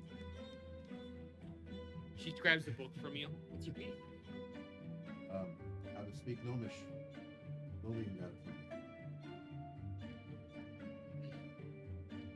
Haven't really noticed any difference yet. And Kippa just looks over and she starts speaking fluently in Gnomish to you. Understanding what she's saying. You're picking up like a few words here and there. Like more than I could normally pick up. A little bit more than usual, and you're like, Oh, it is working. Does Cayenne notice Millum is here? mm-hmm. Cayenne's going to approach her because this was an idea that I had brewing for a bit. Oh, I'm so curious. Right. Nikolai's got to make a couple of mistakes. Because I was fixed to say because I know Millum likes spicy stuff, and Cayenne's got the perfect amount of room to where Millum would be allowed to grow spicy peppers there. Yeah, Melon walks over to you, Cayenne, and looks up at you. Yeah? I wanted Wait. to... Am I putting on weight because I'm a squirrel? No. Okay. I wanted to let... I know that you like spicy peppers and stuff. I haven't had one in weeks. I'm starving. I wanted to let you know that if you wanted to grow your own peppers and needed a place to do so, you're always allowed in the atrium at the house. I appreciate what you're doing, but I shouldn't be anywhere near an atrium. I become a scabbard around explosives whenever I try to cultivate anything green. Instead of having a brown thumb, she has an explosive thumb. Well, I still give you permission. When you feel comfortable and you want to grow some peppers or cultivate any that are growing there, you have my permission to do so. She rubs the back of her head and her goggles kind of flop around a little bit along with her ears. I'm very thankful. I will give it a try. Last time I tried to cultivate a plant, I accidentally crossbred a rose with high explosives. I'm sorry. What? That's both terrifying and interesting. My mother actually would crossbreed species of plants. Now that I know that the book is actually working, I will probably put it away. And Philip's here actually too. Which Feisty asked if going over to where Feisty is doing the work, and asked if I could have a small space in the kitchen to make some coffee. She just nods very gently as you're standing on the table where she's cooking. Thank you. Where would you like me to go? Since you seem to have been picked up cooking. She motions to the end of the table. It's a massive kitchen area, so there's an end where you have essentially the size of my DM table where you can work. Okay. There is some flour there, but you can work there. Okay. Alright. Use Mage Hand, grab all the things I need to. Not be out of the way. Not be in the way. Good from magic. Melon looks up at you and she's like, "How are you, Cayenne?"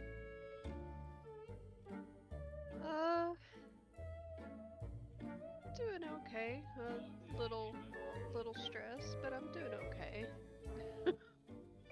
A little stressed? Yeah, I'm very happy the deal went well with the Deep Elven leader, but that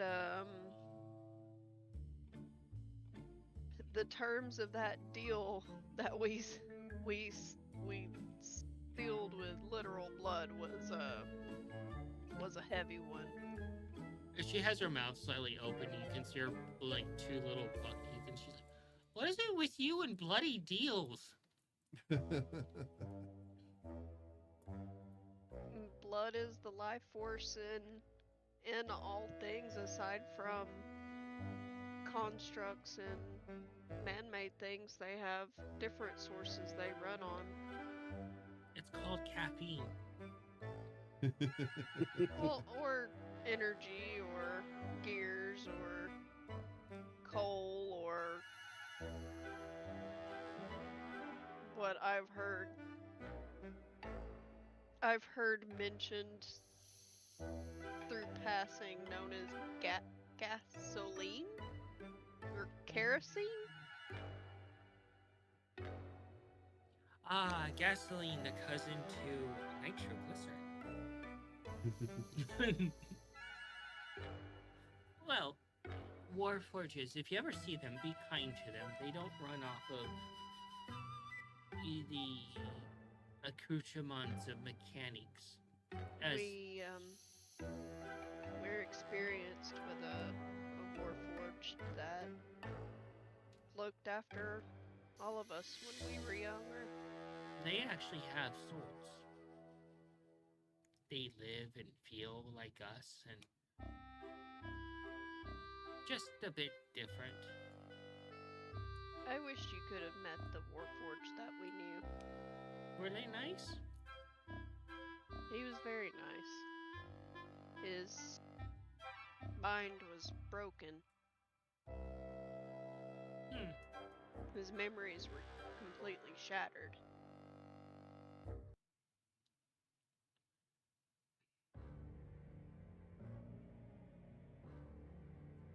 And you I'm feel glad Nikolai's not close right now. Because Nick, Yeah. He would be he crying. would be a mess. You feel warm hands on your shoulders, Cayenne, and it's a very familiar feeling. It's almost like a warm cloak, and you know it's Lumion. I'm gonna hold on to the hands. Some very ominous music to play. to be hugged. I know. I literally pressed It's the a mo- one that's It's supposed to be like it's- chill, and it's like ominous. And then in that moment you hear Kyan say, "Why do I hear boss music? Lumion's come to battle the brothers before dinner. Why God. No, more appropriately, because of what happened. Why do I feel boss music?"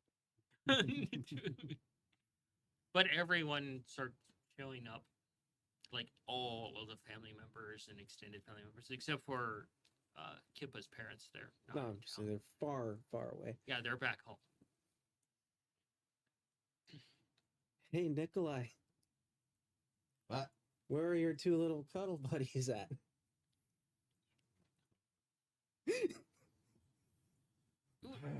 Millam's like, wait, what? Wait, It's a story for a later time. oh, somebody fill me in. I know he's not the only one that knows. Oh, coin. Coin's like, she peeks Right over now, the I'm scroll. making coffee for my sister. That's fine. Coin knows the story well. Walk over, give Kippa a little kiss before sitting down next to her. You want to hear this too.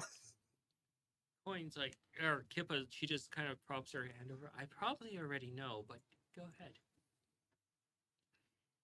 And Coin's like, oh, we have a little If you're bar. going to embellish it nicely for me. There he was, Freaking standing bard. proudly upon thy bed, engorged over his victory of the two fallen damsels at his leggies. Wow. You said embellish, Nikolai. No, I didn't say to do so. I said if you're going to make me sound good. Did that not sound great?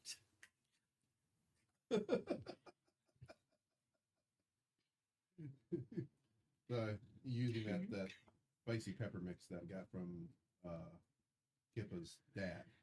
She's like, his hands rested on his hips as his tinkering rod was at full mast over his There's victory. the last Just a little time bit too I much ever there. need to hear that You phrase. said embellish! No, I didn't say to do so.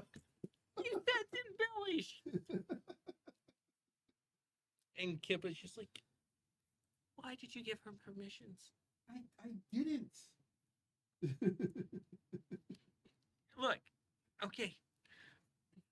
Can we have the court-friendly version? She's like, fine.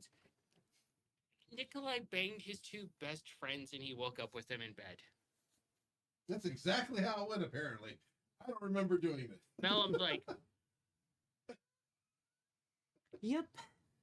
Miniature giant space hamster and an otter. Still trying to understand how that works, and I don't know if I want to. If you I ask suppose Nikolai you now, have he'll the draw a endurance few and they had the diagrams. reach. I mean, it was at the house where we could all be the same size. It wasn't that complicated. Well, okay. I don't want to know about my brother, how much he banged colleagues of ours. Yeah. Yeah. And then wore their tool belts. I was late for a meeting and confused. Sure you were. I was. Lumion's like, mm-hmm. Anyways, how's everybody doing? Everybody just starts chiming in with how they're doing okay. Kip was just like, I wanna try to make sure that the coffee I'm making for Willem is dedicated. yeah. My time a little. So, So we can get some really tight turns on it. as you guys That's interesting. start to mingle amongst each other, and Coin has thoroughly embarrassed Nikolai as he kind of goes over to make coffee and hide from the rest of the world. Milam comes over to join you, Nikolai, to see what you're up to. Oh, my God, this makes No, me gotta this go away. on this side Surprise. makes me feel like I'm so congested right now because of the echo. This is a surprise, Millum. You have to go away. You Troyus and Bellis are hanging out together, and one of the chefs actually brings around a few snacks for everybody to nibble on. Little hors d'oeuvres, deviled eggs, essentially. Theirs are always good.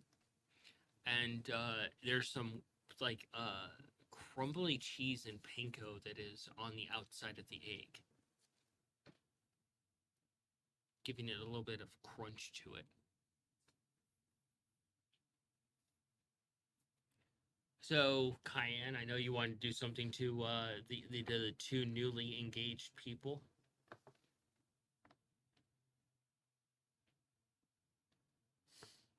I believe a congratulations is in order.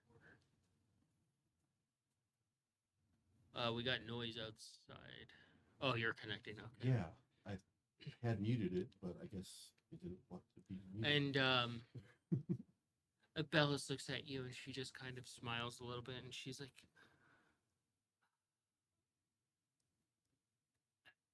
and Troy's is like, love at first sight for both of us. Cayenne's just gonna smile and look up at him and say, "You have my blessing." He just brings you in for a bear hug, and you can feel your spine pop a little bit from it as he lifts you off the ground with like no effort. That's probably a good pop melt.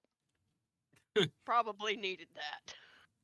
It sets you back down. He's like, sorry, I lost my composure there. Composure's not needed here. You're not working. Work's not allowed here. He looks over and he looks directly at Kippa. Boss. He's like, Empress Kippa is here. We're perfectly safe here. And You can Bellis re- looks around. An Empress? Oh no. Just relax. She starts like heavy breathing like she's gonna panic. The reason y'all were summoned here is to have family dinner with us because y'all are family too. Wait, we're real family. Oh, what? Oh. You have a story to tell. Bellis, About how she's family. Bellis, you should know I've always considered you family to me. And she looks over at you and she just kind of like starting to knead her hands nervously and she just hugs you. Which is kind of like the polar opposite hug of Troyus. I'd be giving her a hug back. You were there basically the entirety of my childhood. I spent a lot of my days with you. I looked up to you. I still do. How do you look up to me? She just kind of smiles. I know. It's a figure of speech. Genuinely didn't know how to respond to that because there's really no way aside from the obvious answer. I thought it was important that you were raised right. And I'm glad you were there for that. Because I Here. will admit it's a little odd trying to learn how to do things within Centaur tradition from someone who's not a centaur. Es- Especially mom from the orphanage. Yeah. I don't remember a lot about back home right now. I know, I guess I've just been so enchanted about this new place that I've just kind of looking to the future. Yeah, I I only remember fragmented pieces from home, really. It almost feels like a dream. Yeah. It's like a hazy vision, like almost what you get when you daydream or if you're meditating. And she nods. So, this is a weird amalgamation of a family. Word you're looking for is amalgamation. Allow me to speak in I'm cursive. I'm just for me, weird is home. Well, yeah, your nobility. uh, yeah, that.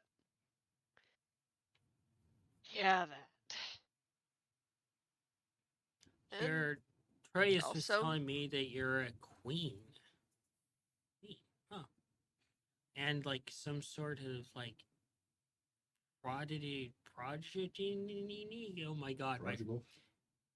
yeah, my friend, my cursive is on prodigy. full display right now. Prodigy. Yeah, I know what you meant. of druids. Yeah, my mother was an archdruid. But let's just say my mother wasn't on good terms with a lot of druids to get her position. Ah, But my father was able to correct her on those mistakes and she changed herself for the better. And I'm striving not to make the mistakes she made the first time. well, it's good that you're finding your own path, and if that path changes you in the future, don't fight it unless it's bad. Then really fight it. But don't lose opportunities to make your future better than what your mother and whoever your father is even better.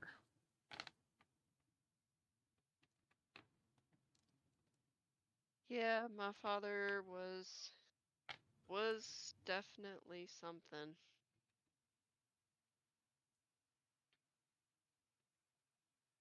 Just kind of still holding on to the blanket that I've been wearing. The really comfy blanket. Yes. It's basically like a folded up dress at this point. So comfy though.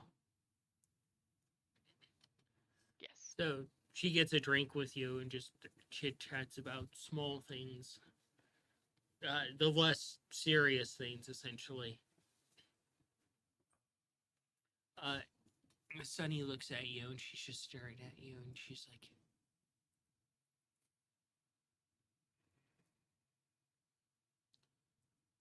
"You're plotting something."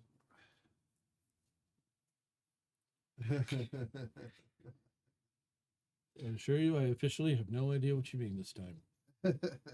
No, you're plotting something. Trust me, I'm your sibling. Which something? Because, The non-violent kind of plotting, more of a prank plotting. right, different book. Did you know that your tail goes at different angles depending on the plot that you're trying to figure out? I did not know that. It's your tail. I gotta watch that. Was Nikolai able to overhear that a little bit? No? Okay.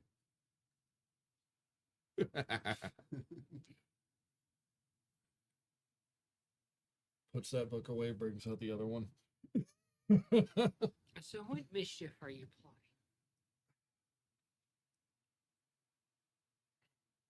Noodle and Leaf got me. I wanted to get him back. No. Oh, nothing violent, nothing that's gonna hurt him. I just wanted to give him a hug. Without them knowing I was there. Look, is there a master class in pranking? You will not win this war. Try.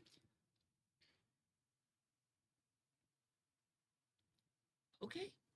I warned you. I gave my warnings. You heeded them. Not really.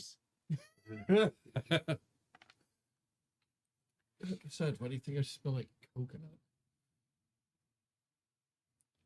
Well, Coin calls you mango. Mangoes are kind of tropical. True. So it makes sense that you're wearing the tropical smells. Yeah, now that might be why they went with the particular flavored gelatin that they chose. Where did they get that much gelatin? I assure you, I have no idea. It's impressive. Like, that's a lot of gelatins. Yeah, no, what was more impressive was actually the little things that they had set up to make it look like they were just sitting there, not paying attention, and when I unexpectedly hugged them, they just sort of went, ha ha ha, and then encased an entire block of it. And you think you're going to get revenges on them. No. They're already plotting probably the next steps. Oh, they're probably working on it already. Actually, no. It's probably already worked out. It's probably already in place. Yeah. And all I have to do is just to walk into the right area and see what they've done. You're doomed. Oh, You're doomed. definitely. Oh, you're definitely doomed in the most pleasant ways. Mm-hmm. Hopefully I can learn a few things. How to fail upward? Well, yeah, but if I learn how to do that gelatin trick, that could come in handy. Or at least fun. You want to hear something funny, brothers? Always. Did you know that some wizards are actually so bad at their jobs is that they actually get offered specific positions?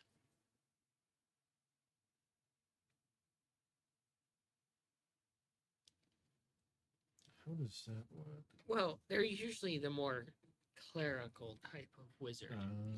So they either end up writing books and scrolls and things and being scribes, or they are really bad wizards, and I learned this recently, and it's quite hilarious. They become artifact testers. Well, I mean, they has amazing like health insurance, but still, any weird artifacts that have to be tested or whatnot that the other wizards can't figure out, they go into a special room and they're put in there with the artifact, and they have to test it. Figure it out. Now thinking about every artifact I've gotten and from who and why.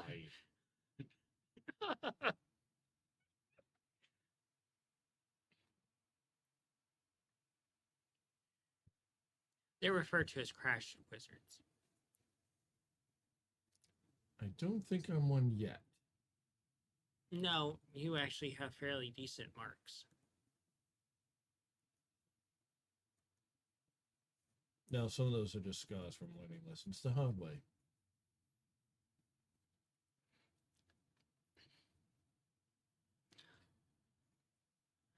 See, I was actually present for one of these tests to see what it was, because they're like, here, you might be sending artifacts here. And I'm like, oh, is that because I make them, or am I just find them? And they're like, yes. And this poor wizard, it was a human, had to go manipulate the staff, and they manipulated the staff. They spent the next week throwing up snakes Oh God, that's horrible.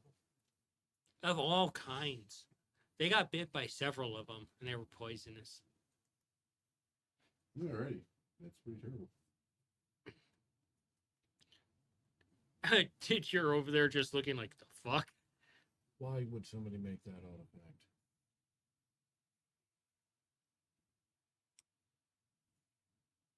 I mean, I guess it could be used to cure somebody from fear of snakes, or give them a fear of snakes. I'm not really sure. As the chat said, bad spaghetti time. Bad spaghetti time. That's when you do jumping jacks after eating spaghetti, and it has a problem with that. So you're with Kippa.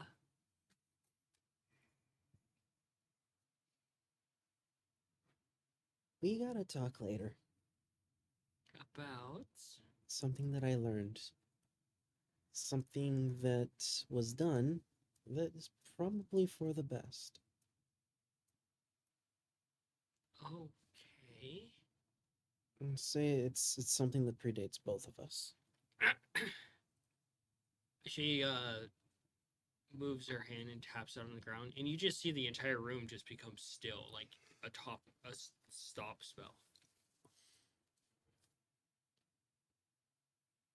Okay. Like it is deafening silent in here at this moment. Leave my hand in front of Mongo's face. Nothing. It's like a statue. That's impressive.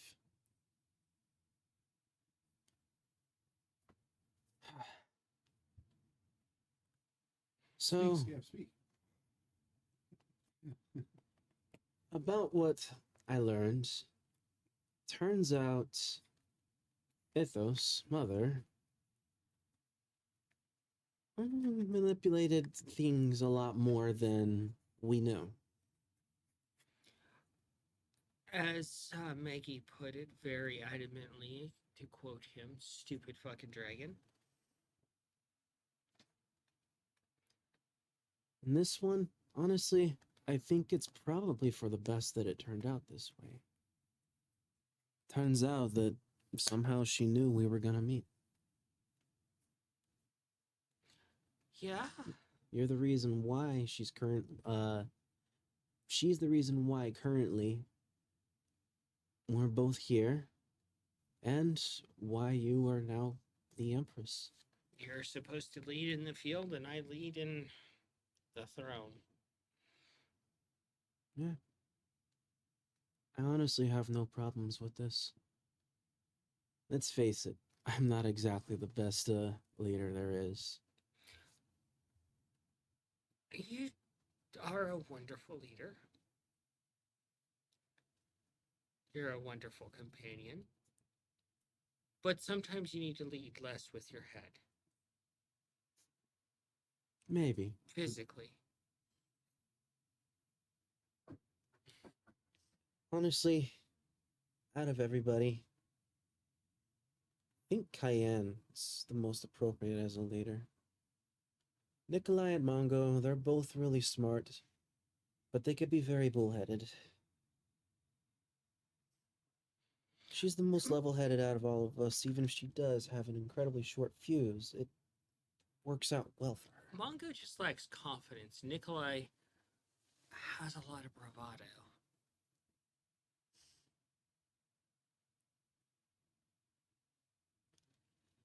I think that whatever happens,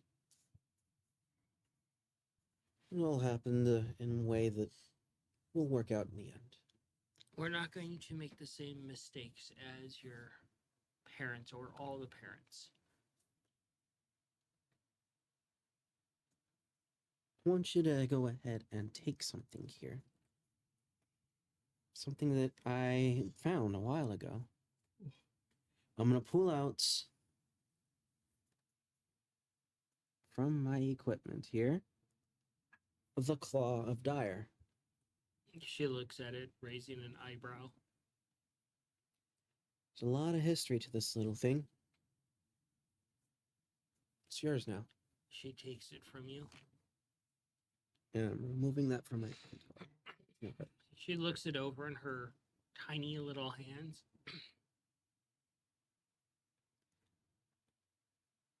You really like stories and you like learning things. That little thing there holds so many stories that have been witnessed centuries. She takes something out of you see her take something out of her robes and she sets it down in front of you in a very peculiar way. Though where the scroll itself, the long way is pointing towards you.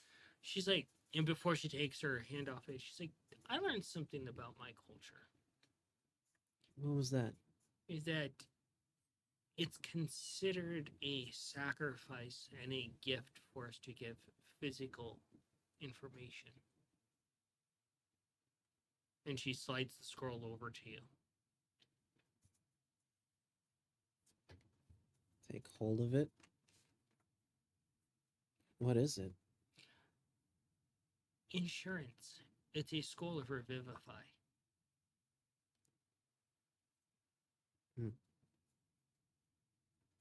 Hopefully we'll never have to use it. Put it away for now. And she just smiles, and she taps her finger, and everybody starts. It was just like the movie just unpaused, and everybody starts going back to everything. And you're just like, it probably catches you off guard a little bit, as there's just sudden noise. And that is now removed from my inventory. And she puts the claw away in her robes, which you assume have pockets of holding. It's like no time passed for you guys. You guys are just Probably working. didn't even notice. Yeah. Game mechanics is a pretty powerful freaking spell. If we didn't even get a save. Yeah. It's like, this is just happening. Like, And she just pulls damn. you in and just gives you a nuzzle and a kiss on the forehead. Probably do the same.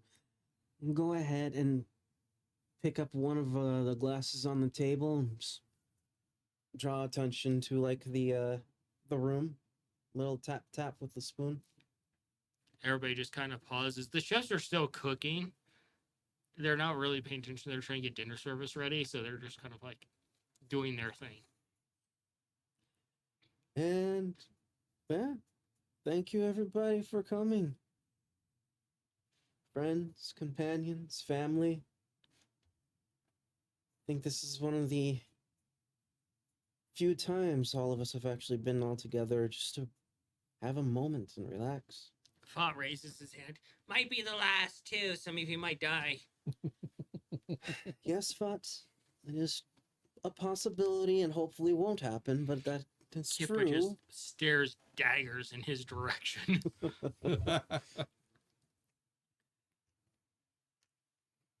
And go ahead and give the room to Kippa, whatever she has to say, whenever she brought all of us together. He's like, yeah, I know I'm supposed to be the wordy one of everybody, but I talk all day, so just enjoy the evening. And Pulse is like, well, that was anticlimactic of her. It's understandable. I mean, everyone here is incredibly busy, and I mean, I hardly ever see you. Hardly ever see you or you, and I get why. Just to hell with names. It's You hear that from understandable. Mongo. Let's just have a good time tonight. Let's all relax. And yeah, Pulse holds up her glass.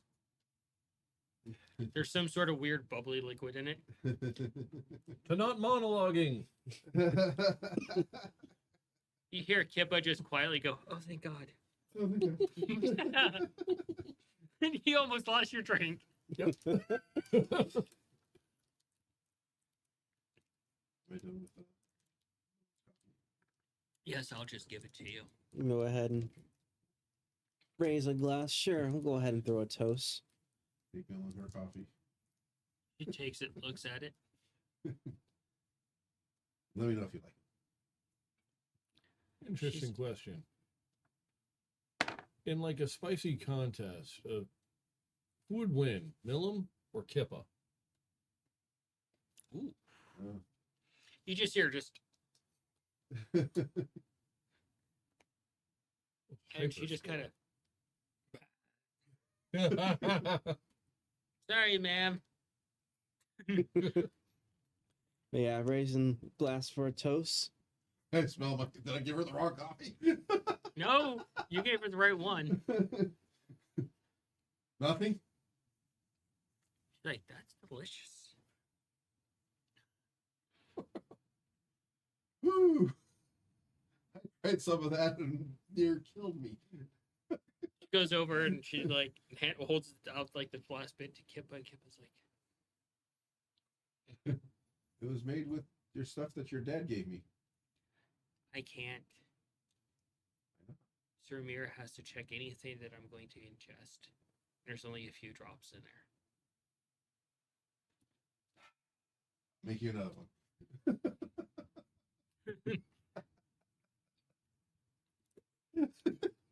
Great. So Marie gets to taste the spacey coffee now. And you're like, probably at the rules of nobility that she's in the position she's in. So, do you think egg poison? Kippa's like, no, You think melon would poison you? no. If there's a window, there's a chance, and I can't take that chance. I guess. And Sir Mir, I hope you enjoy this cup of coffee. Lumion looks over at Kippa and he's like, that time stop was impressive, milady. Did I even Probably- pick up that there was a spell cast? Pretty You just- sure both Kippa and Scab just like daggers at him. You probably just pause like, just Well, earlier it staring. was established that it's like, okay, Mongo can pick up on like if the arcane is in the air, but since I believe she used bard magic, which Mongo's not all that familiar with, yeah, you're probably Mhm. just like, oh, there's fuck. a fucking spell cast. Kippa's like, yes, I used time stops so I could discuss something with Scabbard. If you Personal don't have matters. time, you just simply make time.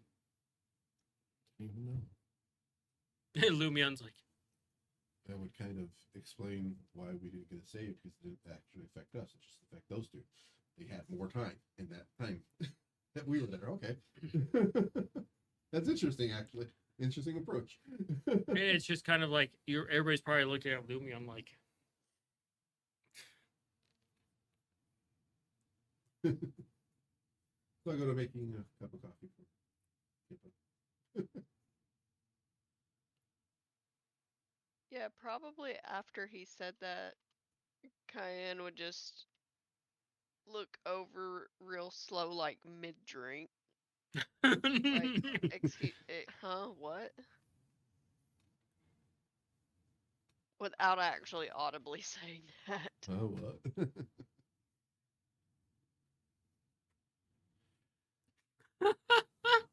And now Nikolai knows the spell exists. I'm scared and curious. Nikolai can just get more time between time. Good lord. yeah, Mongo's gonna motion to Lumion saying, He raises an eyebrow at you, not understanding what you're gesturing at. I'll just go over to him closer. I'll have to get on something. A chair. One of these days you're gonna have to teach me how you saw that. He raises another eyebrow. I had no idea she did that. I simply observed it. It was fascinating to watch her cast such a spell. Yeah, right over my head. Had no idea.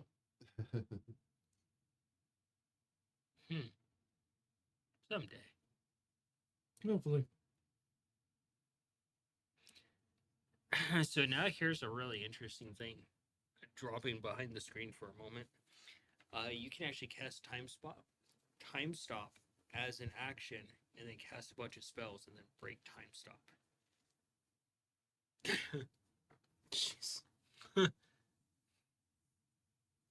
Makes sense. Couple of delayed fireballs there. Fireball! Fireball! Flashbang! Flashbang! Flashbang! Walk away a little bit. Undo time stop. Tactical nuke incoming.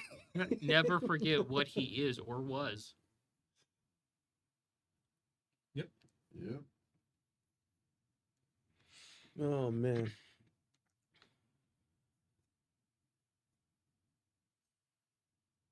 So eventually the table is set. The long table. And you see like these long, like, spread of all this different food and everything. The big giant like roast hogs that have been cooked, vegetables, fruits, salads, side dishes. It's like, God, I just love food.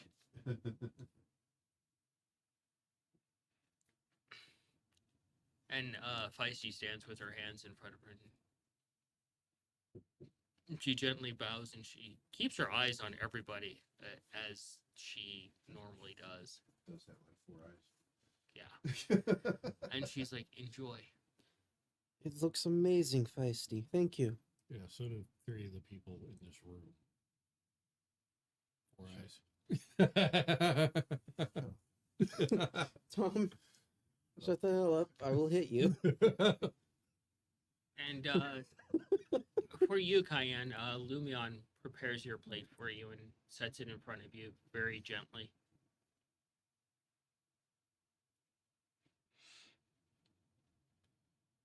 Thank you.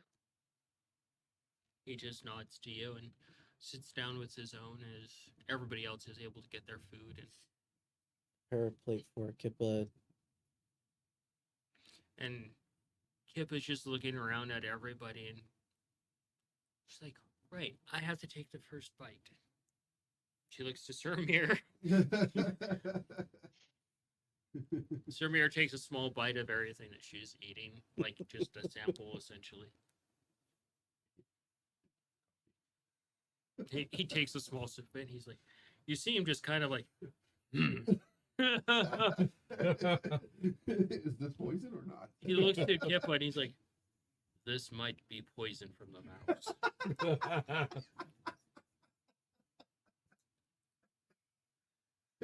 Do No, I hear them? it's Hear him not. say that? Yeah. Like, what? No. It has some of her father's spicy blend in there. Kippa's like, oh, okay.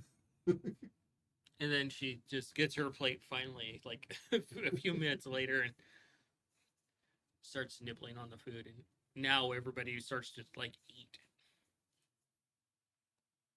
Why do we follow so many formalities amongst family?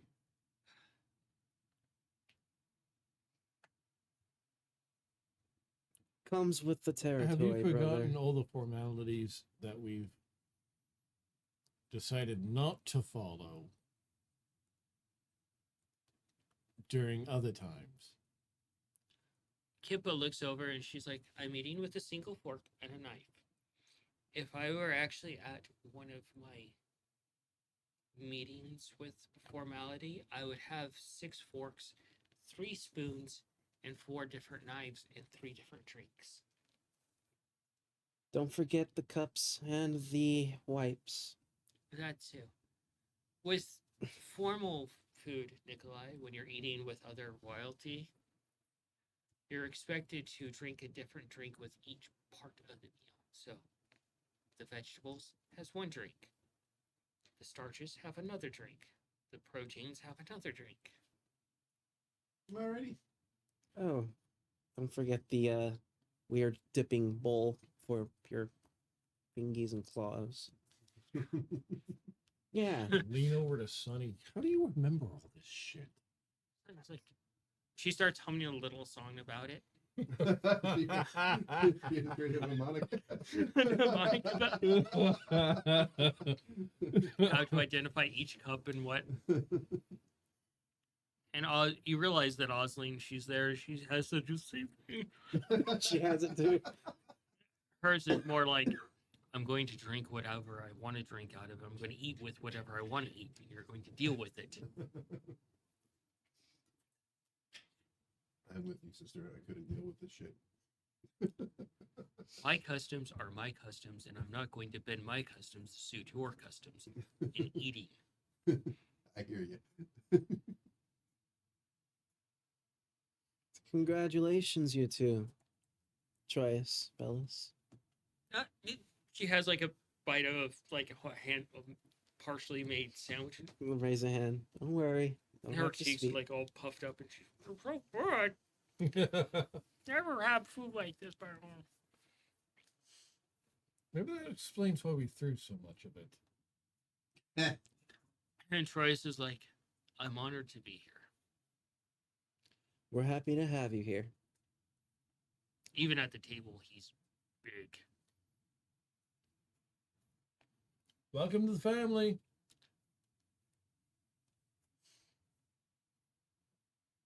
As wild as and dysfunctional it can be, we're all here for each other.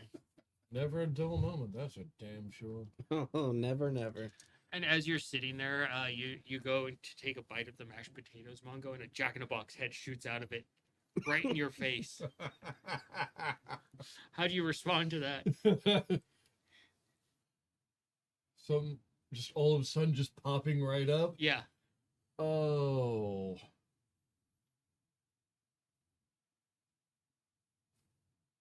Trying to think of something else other than either bamfing out or shield. It was instantaneous and startling. Was it enough to cause, like, the cat jump? Probably puffed. Did you go full feral and just, like, crouch out of your seat on the table? Yeah, you know what? The more I think about it, it's like, no, he bamfed. Coin looks over at you. They're good.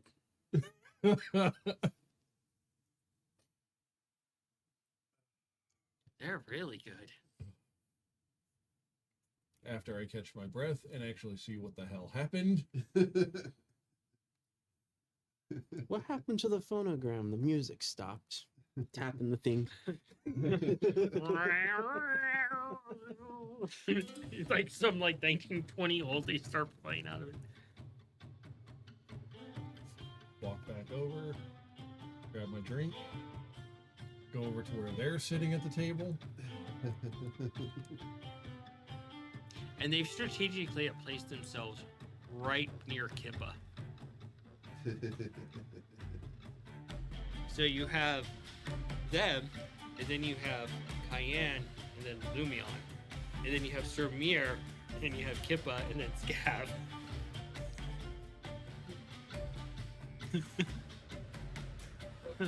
First, I'm over grabbing my drink. I go over to him. Got me again. And Leaf is like, oh.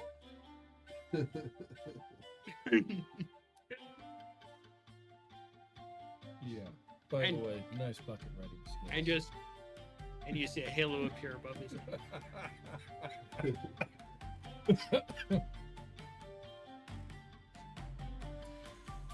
Yeah, hug both of them and then head back. They are clever. Yep.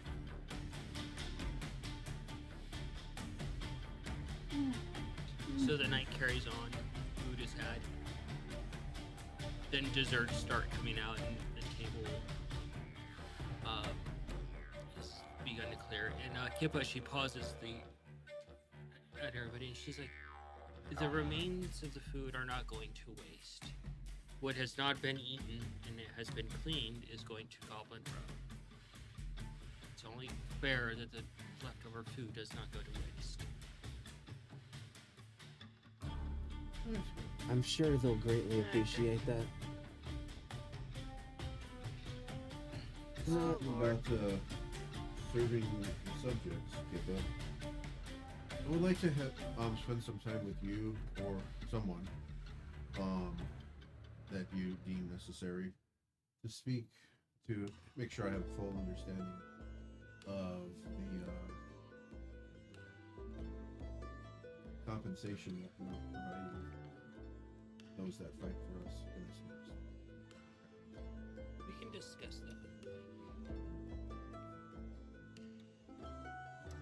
Oh, thought.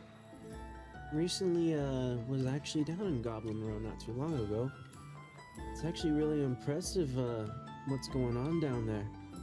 I assume that statue, well, the improved statue thing that they created of the Cayenne is, your doing?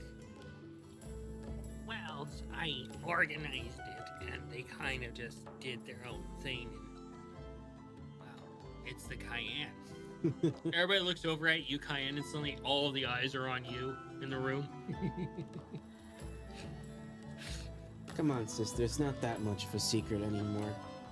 The whole city speaks of you sometimes. Bellis does not know. And Bellis is looking over at you. What? I don't think Troyus knows. Does Thought know Oh. that it's Oh, Thought you? knows. Mm-hmm. Yeah, Okay. Thought knows. I think he was one of Thought the first to would know. have been one of like the first few people to know. Kippa looks aside around. from Osling. Cayenne is a patron of the city, and she's taken it upon herself to look after the goblins. And in a way, they look after her as well. They're very goblin way.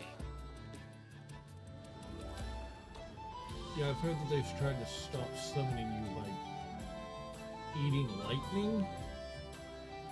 Oh, I don't want to discuss that political issue. Yeah, it was a bit shocking to hear. Look, for some reason they just stopped, but the first strain of them were climbing up to high peaks and trees and holding up lightning rods. I witnessed that personally. It's rather horrifying. Bot's like, yep, that checks out. I managed to convince some goblin children not to do that. I can only assume they're the reason that stopped. Kip was like, thank you.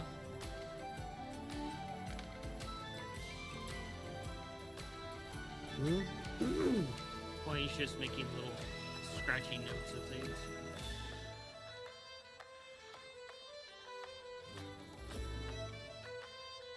In regards to other things, mostly related to the city itself, problem that we're dealing with over on the farms will be dealt with very soon.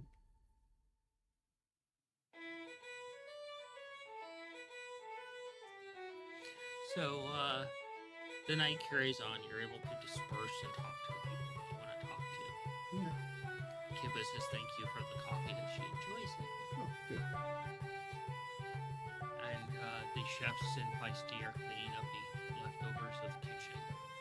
Go ahead and help them, why not? Sorry, just maybe add something to the to-do list again. Okay, who are you murdering now, bud? No one. Alright, who are you torturing? Nobody. What are you up to, bud? Alright, who are you extorting information from? None of the above. Just Nikolai's question. Mongo, I'm sure, overheard, if I could words. Since he already has one spell that modifies the shit out of foodstuffs, well, maybe he can use other foodstuffs. Big ass mushroom, well, why not make big ass amounts of, like, butter or peppers or other stuff? And it's like one of those will feed a fucking civilization for kind of a while. Unless it's a giant civilization, in which case you might just get one meal, but hey. Actually, yeah.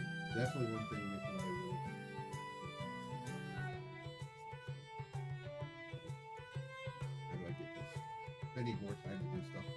Oh, good. Nikolai's new addiction.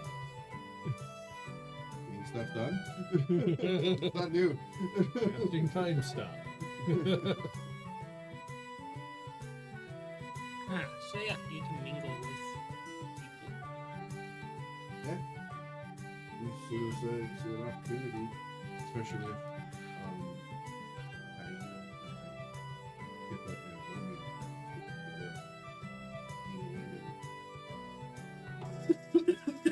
ask questions about how she did that, as it was explaining what it was and like how do I do it. She's looking at both of you as you guys wander over to her, and she's like, I'm not surprised.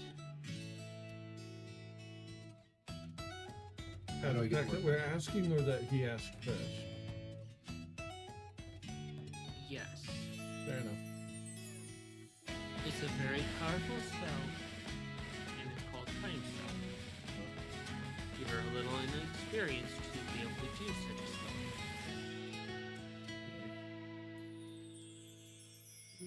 Did you cast it yourself or did you like use a scroll or artifact? I cast it.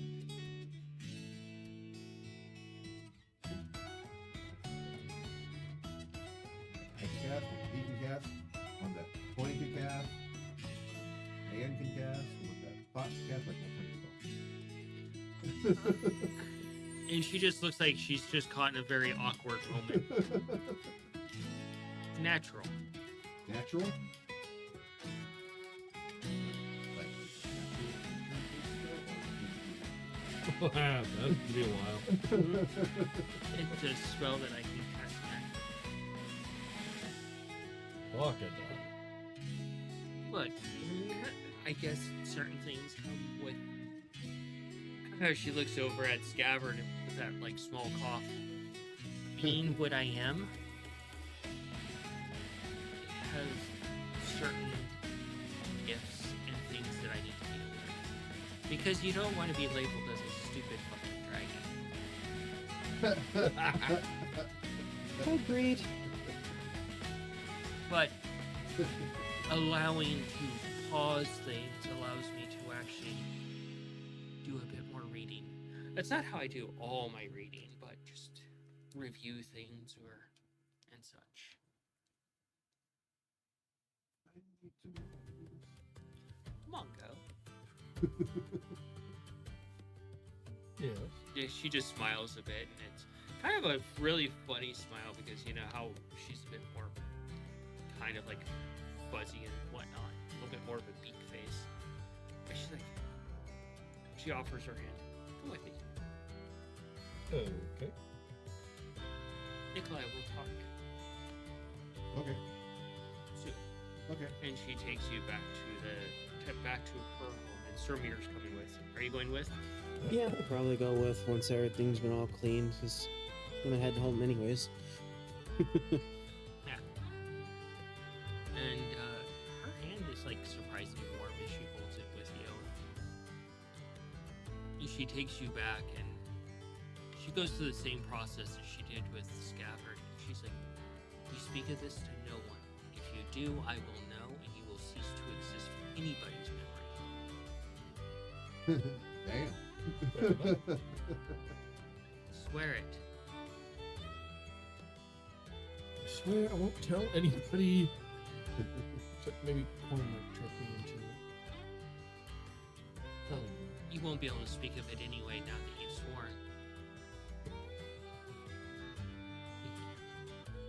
And she unlocks it and takes you into her library. Yeah, I haven't been in there. Seen a few things here and there that she's had, but not the library. Yeah, you head in there and you're like, "Hi." Would I follow? Fuck. I guess I would follow, sure. I've already been in there. Yeah, you go back in there and you're, oh, I forgot about this place. The powerful magic just hitting you like you had forgotten about this place. Yeah.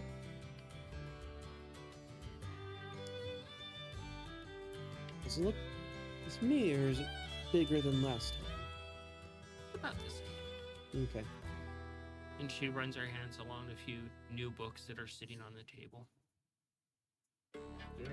starting to look at what the hell was in here. They do an investigation.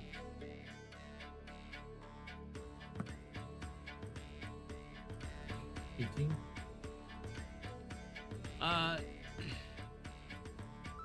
You start looking around and you see things of one tomb catches your interest instantly, and you're like, shit, that's an angelic tomb. And then you see another one, you're like, that is a second Cataclysm magic book.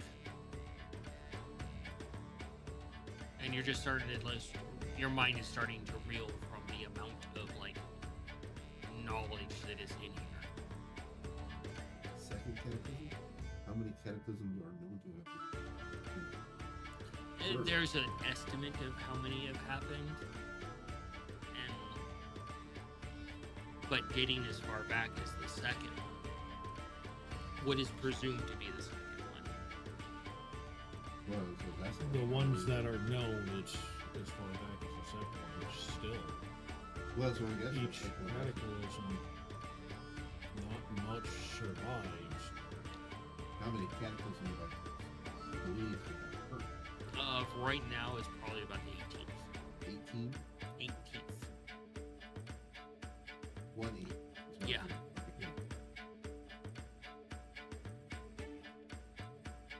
Where the hell did you get all I trade in knowledge, and some knowledge people are willing to give away things they don't know about. Or they just simply gift them to me as they would be safer with me.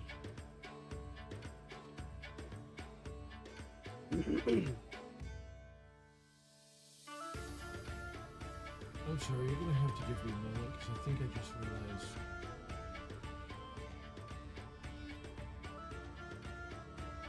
Well, let's just say, if we were ever in a battle, I just now realized who I was fucking with, and I would be surrendering. She just smiles a bit. I'm not very powerful. Just smart. Even I look at her like, I'm shaking my head at her. No. You're downplaying yourself again. She picks up another book that's across from the angelic one, and she opens it, and you realize it's the counterpart to that. One of the counterparts. One of the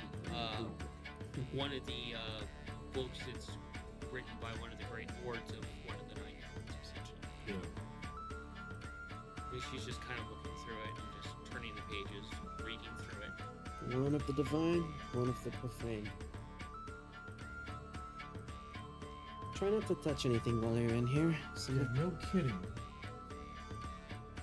No, some of these books you literally cannot have too close to one another. Because, well, yeah, bad things happen. And keep yourself under control. You know how you get around Kippa books. smiles. Yes, I try to read them. So, she's holding the book and she just kind of has it in her arms. Believe it or not, I actually rolled a dice roll to see if she actually had this other book. And I was rather surprised by the name. She's like, I have a book that basically cripples what we're up against. They can't do anything any further without this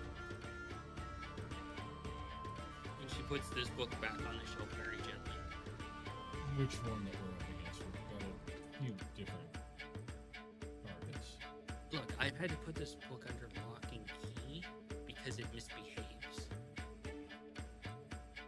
And she goes down to this area, and there's like this large round area with like all these stained glass windows, but they're almost like pastel colors. No patterns on them really, just beautiful light coming in.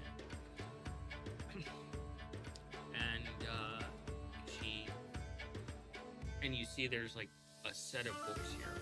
And these books you can feel the magic that's warding them. She walks over and she puts her hand on the glass to the one that she's pointing out. Do a perception. And an arcana. Ooh.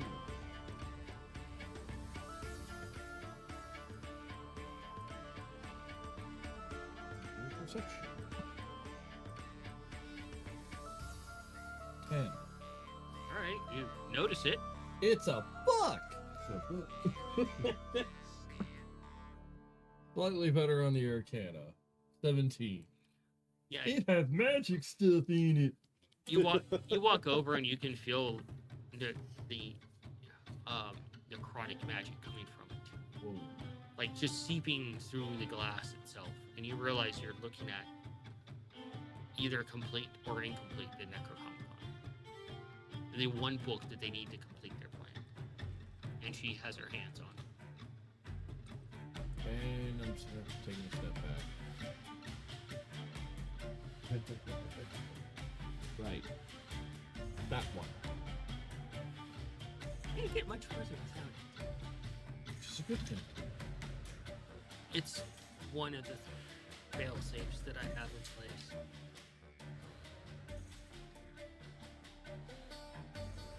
If there's anything you need for me to double the security on this, let me know. I don't know if that's something. There's much that could be done. It's a I've- very evil book. I've put a lot of wards in place. Luckily, it doesn't affect me. Which is a good thing. I just don't spend a lot of time in its presence because I like to talk a lot. Most books, from what I know, that actually have gotten to it, well, anywhere close to what that one has, yeah, they want to be read, they want to be used. They don't want to sit around like us. Yeah, but motions over to the book. That's the one book I refuse to read. Already taken the first steps to make sure you don't end up as a stupid fucking dragon. Now, the book I'm currently looking for is its counterpart. Book of Life? Correct. That was a lot harder to track down. I might be able to help with that. She looks over at you, raising her brow.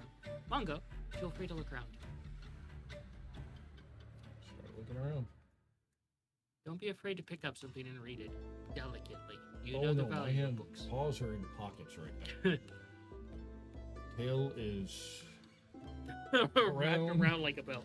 absolute best fucking behavior. That puts a disadvantage on my investigation, so fucking be it.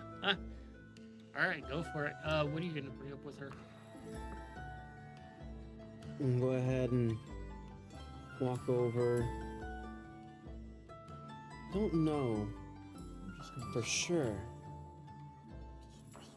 but I may be able to ask, speak, see if I can't figure out something or learn something.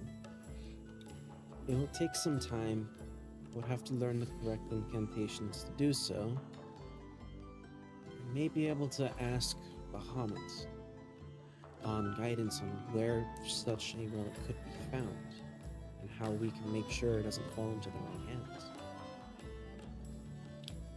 Yeah, that would be very useful. See, the problem I have is gods don't speak to me. I've tried to pray to Bahamut. He doesn't respond to me. Platinum God won't speak to me. I have actually whispered to Tiamat just out of curiosity. She won't ignore. She won't. Don't worry. Don't worry. She won't pay attention to me either. Pot was present. He looked over That me. was... Forgive me, but that was incredibly stupid to do. Pot looked over me and warded me. Still, I'm glad that you are safe, and I'm glad he was there to make sure. Gently, like, over for a moment. Please don't do that again. Oh no, I don't plan to. It's just the weird absence of the fact that everybody within the family has a deity that they can report to or talk to. I've reached out to dozens, and none of them want to give me hints. Is this something I've ever heard of before in my, like, teachings and such? From like the priestesses and such. Do a wisdom. What'd you get? Oh, 11?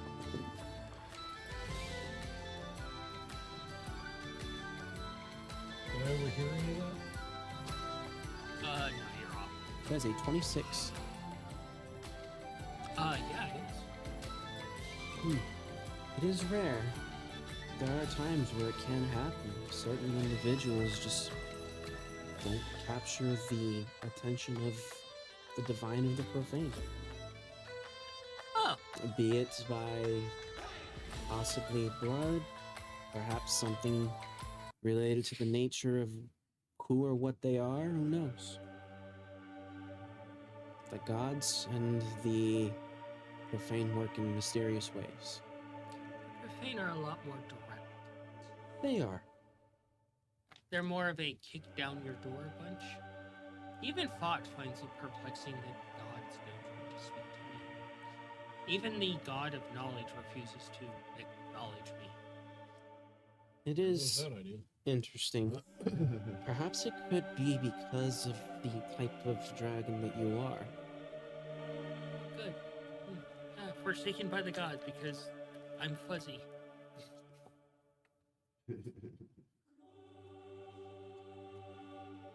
Who knows?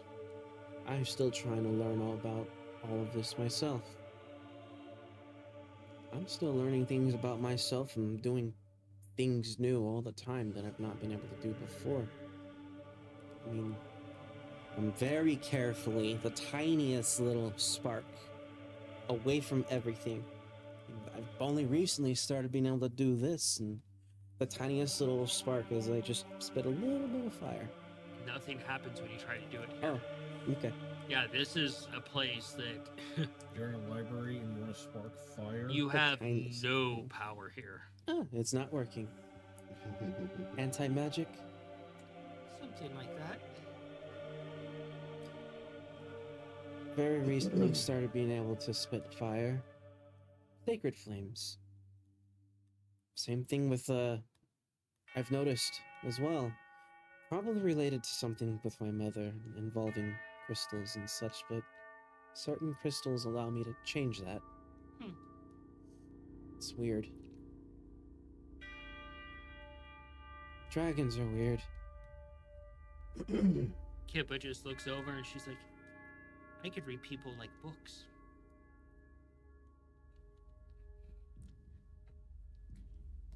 I don't fully know exactly what makes all of this so unique and special about us. I mean, yes, we're considered dragons, but still kobolds. It's weird. Kippa just kind of smiles and I mean, yeah, we are who we are, and there are others out there like us. For the most part, there's also a lot of our own kind that are remarkably stupid. You know, the other day I saw a little kobold chewing on rocks. yep, that's normal. But at the same time, look to the upper crest, and there's some up there that walk with confidence and a bit of arrogance, but are smart. Have you ever met a goblin king? You want arrogance.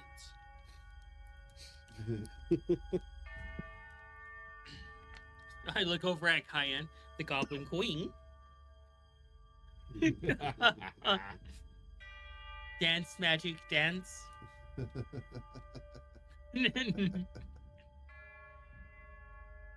Or would it be dance magic hooves? So, Cayenne, swinging over to you.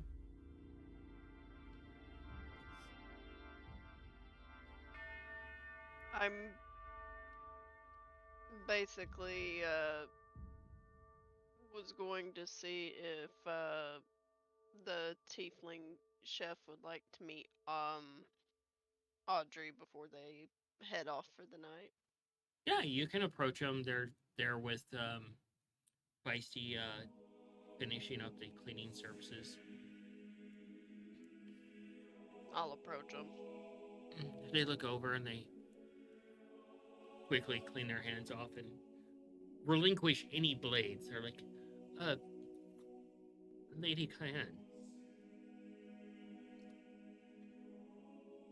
I was wondering when you get completely wrapped up and finished, if you would like to meet a friend of mine. Friend Feisty knows too. Feisty looks over and just motions with her head like, go, get lost. And the tiefling's like, lead away. I've been dismissed for the night. I will take Ember to go meet Audrey.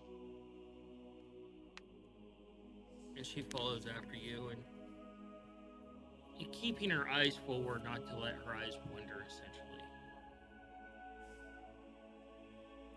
I have a feeling that you're going to find this friend of mine very interesting. They have a lot of really cool stories. Huh. Well, I don't know if I can do both these actions, going back and forth, talking to each other. One is super high English, the other one is just reserved.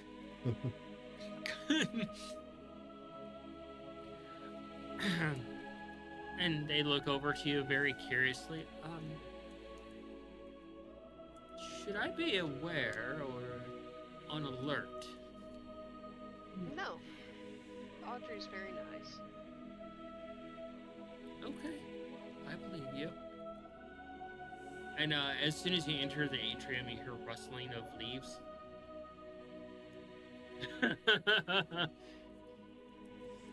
I'll be on the ready and watching for the Purple asshole. the Barney Raptor. Oh my god!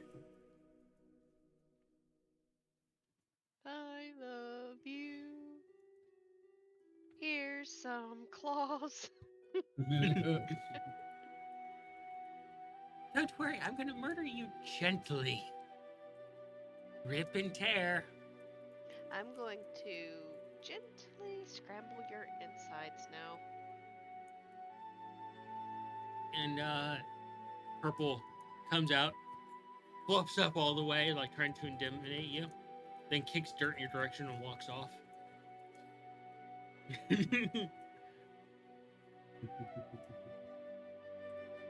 I have someone who's going to be excited to meet you soon. Glares over his shoulder at you and sticks his tongue out a little bit. I think you will enjoy them too because they will take you on hunts. They go back into the brush. Mutter under my breath, asshole bird. That bird.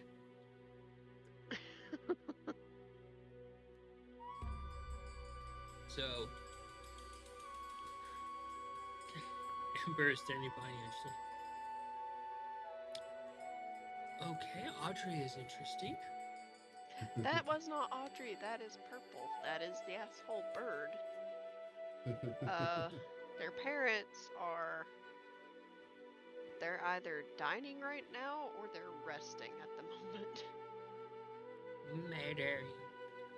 Murder. Murder chicken. Murder.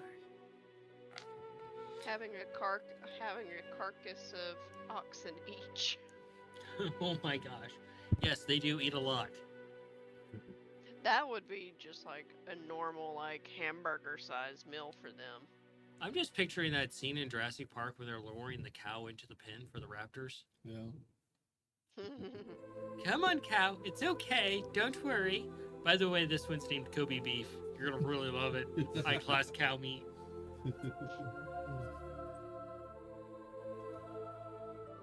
I'm just looking for Audrey. Audrey is where Audrey normally hangs out. Right by the moonlight. I'm gonna go Ember to Audrey, continue to keep an eye out for Purple. And Purple's just watching from the bushes like a clever girl. I can do this all night. So, is Purple acting like a giant raptor, or more just like really giant, kind of werewolf dog almost? Purple's like a giant emo raptor. Their feathers are combed over. Oh, pow! So when nobody's looking, does Purple just kind of go walking down the street? Oh my god, dumb! Worst part. You know, as much. Okay, alright. As much as people shit on that part of the movie, that one piece of that movie is pure Sam Raimi cheese. Hey, Maguire went full on with that one. Yes, you but cannot fucking deny I'm not that. denying anything, but that entire section was just pure Raimi cheese. Oh yeah. Like, he has to have a moment where he just allows, like, his directing hand come through. He does it in the Evil Dead movies. He did it in Drag Me to Hell. And we were waiting for it to happen in Spider-Man at some point. And boy, did we get it in Spider-Man at some point.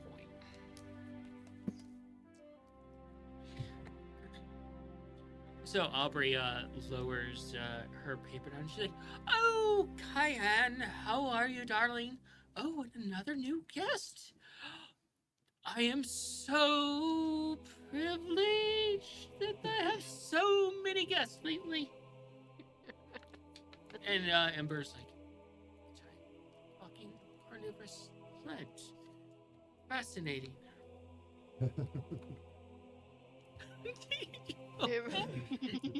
Chat. So very mean and soon to be sent to boot camp. Yeah, boot camp was in Antarctica. Ember's just like,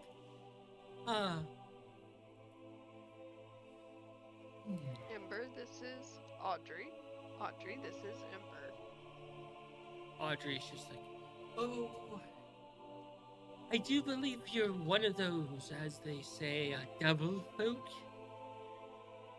And Ember's like, "That's correct. And you're a carnivorous plant." Such an odd interaction between these two. Ember hasn't budged from where she's standing. She's just standing there like a statue.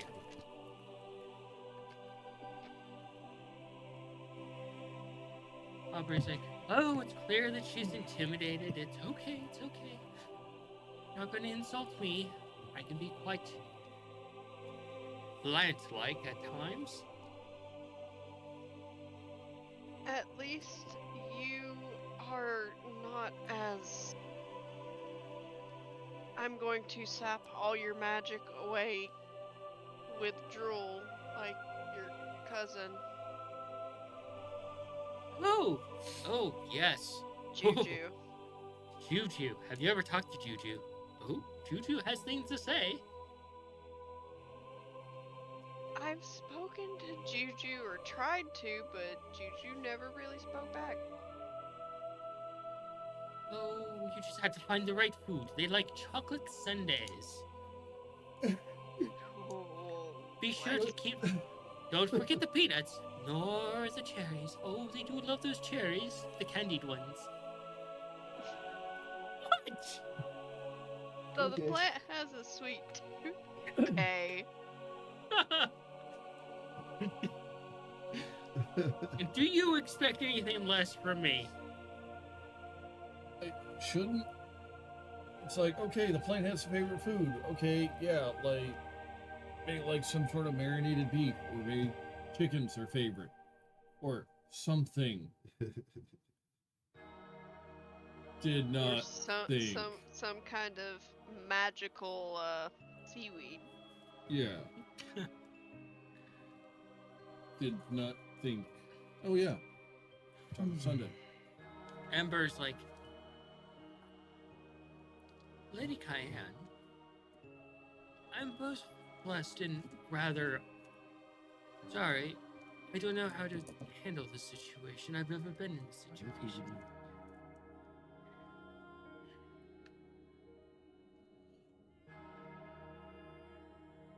I just thought that you would like to have the experience to meet a being that you never had before. Ember looks over and she just kind of smiles and she's like, yeah, it's one of those rare times you actually see her smile. The other, of course, when you gave her the job. And the other, of course, when you enjoyed her food.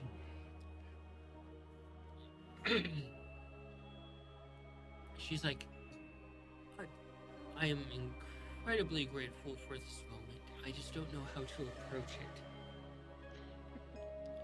An order coming into the kitchen or weird demands of food I can handle. But meeting strange new beings, especially one as beautiful as a talking plant, hard to digest. I'll be honest. When I met Juju the first time, I was, to say the least, intimidated. But being as my chosen profession is to be a druid and trying to learn all I can about plants and plant folk, nature, anything really, I tried my best to learn what I could about Juju, and then coming here I learned about Audrey. And Audrey is an absolutely just wonderful delight to just speak to and hear stories from. Audrey just is like, oh, you keep talking like this, you're gonna make my leaves flush with color.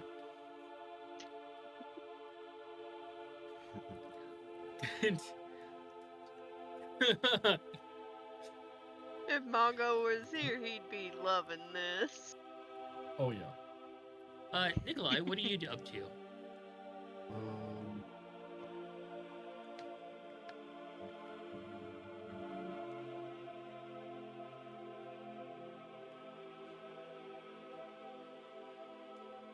Yeah, I wanted to talk to Tipple. But she disappeared. Right? Well, she'll be back. But So for now, I'd probably literally just be talking to them about where she's been for the most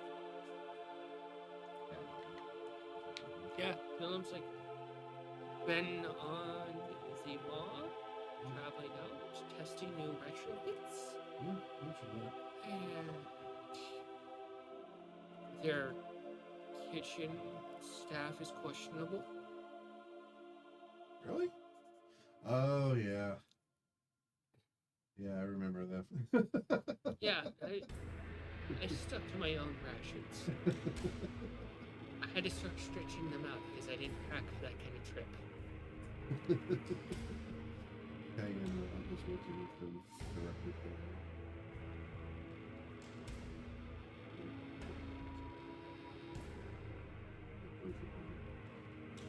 Is it because they can't cook? Look, It was okay. I understand that they have a certain je ne sais quoi for cooking for other goblins, but maybe kobolds too. I don't know. They might even confuse a kobold palate. But for anything else, we require actual substance that's edible. Yeah. They served this food. Even the captain said no. We're going to land in the ocean and then fish some fresh food because it was gray, it was thick, Ew. it had unidentifiable meat chunks in it, Ew.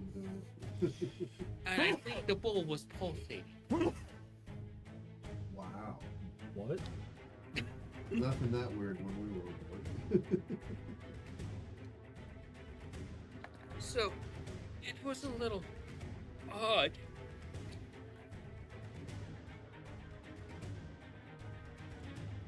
So what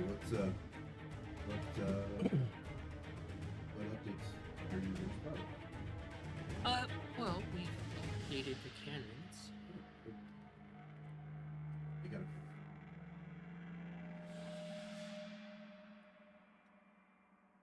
Pull up the camera I got from the whole. She's I like, haven't tried it yet. she reaches over to grab it, and she takes it from you. And she tests the switch a little bit, and she immediately puts it to 11. She just I'm giggles. curious too. Oh. She pulls. She reaches Not into. here now. She sets down a later. bag of gunpowder. Later. Brother, Yes. we gotta do this together. Yes, we are, but not right now. Let's put Gafford in front of it. No, it's not. But I'm not there, so it don't matter. Good. You feel a disturbance in the force as the two tinkers. Thinking of attaching this to my reaching together. Wait, I got an idea. You're gonna love it, brother. You can go in with coins like wonderful story of you and make your machine well endowed with a cannon. She starts laughing. She's like, my brother would be blowing his load on enemies. Oh my god, no. She's like, sorry, I've been hanging around doors for the last couple of weeks. Oh my god, you could load a couple of bits of copper in there and call it the money shot.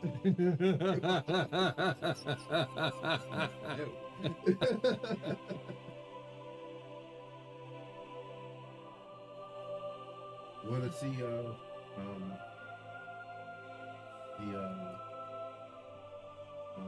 comments Audrey made on my next version? Remember? Yeah. Come out. Go over them with her. Starts looking over him with you, and she pulls out a self-inking quill and makes a few additional notes.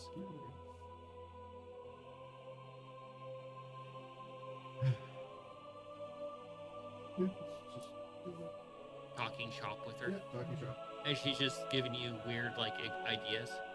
And she's like, have you ever heard of, wait, actually, did you know if you, in a case of emergency, you would have to use extreme caution. You can flip the rocket around, and as you fire it, jump, and it might propel you further. I've heard this tactic used by some dwarves. It's called rocket jumping. Surprised Manny didn't pop his head up over there at the thought of that.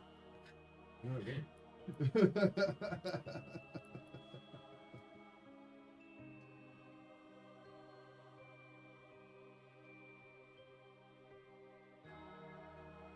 Oh my god.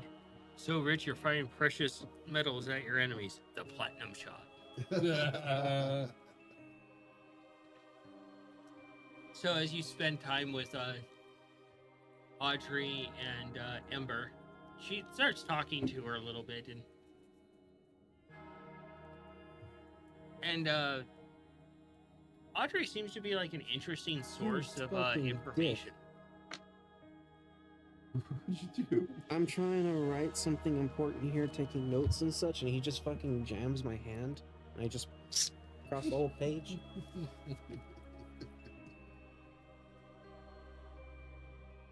I'm only partially surprised the dwarves created the rocket jump.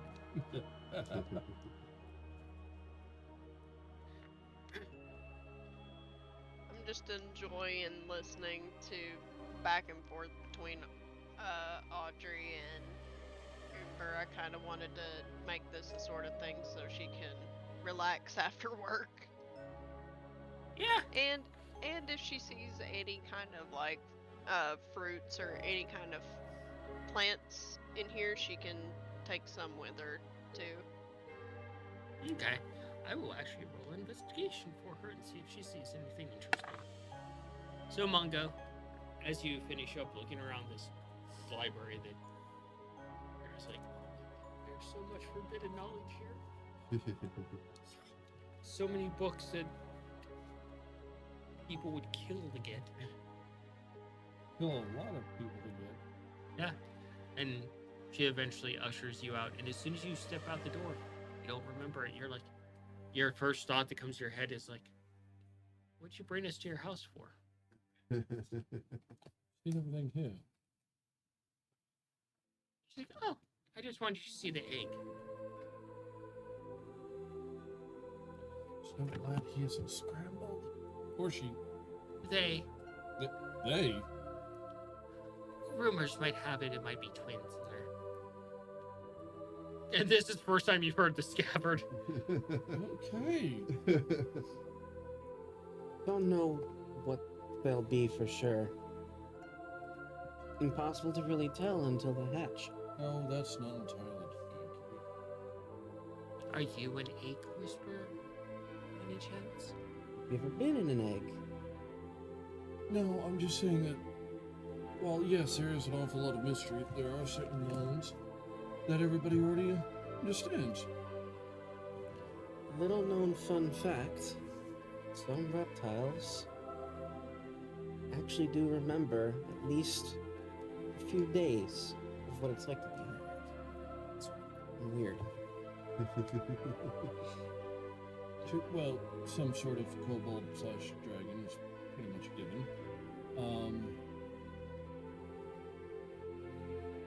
Whoever is inside that egg, Smart Money's saying that they will be... Go over and examine the egg a little bit. The lady gets up and she rolls up a newspaper to smack your hands away. Just It was like- looking. It's okay. He's one with the family. Yeah. She sits back down and she just It's more just kind of checking alongside the... investigation. I already know what my answer is on what I'm gonna say. It's an egg. Natural 20. You see that it's cracked clear through. I'm just kidding. Imagine delivering that bad news. Like, by the way, your egg's hatching.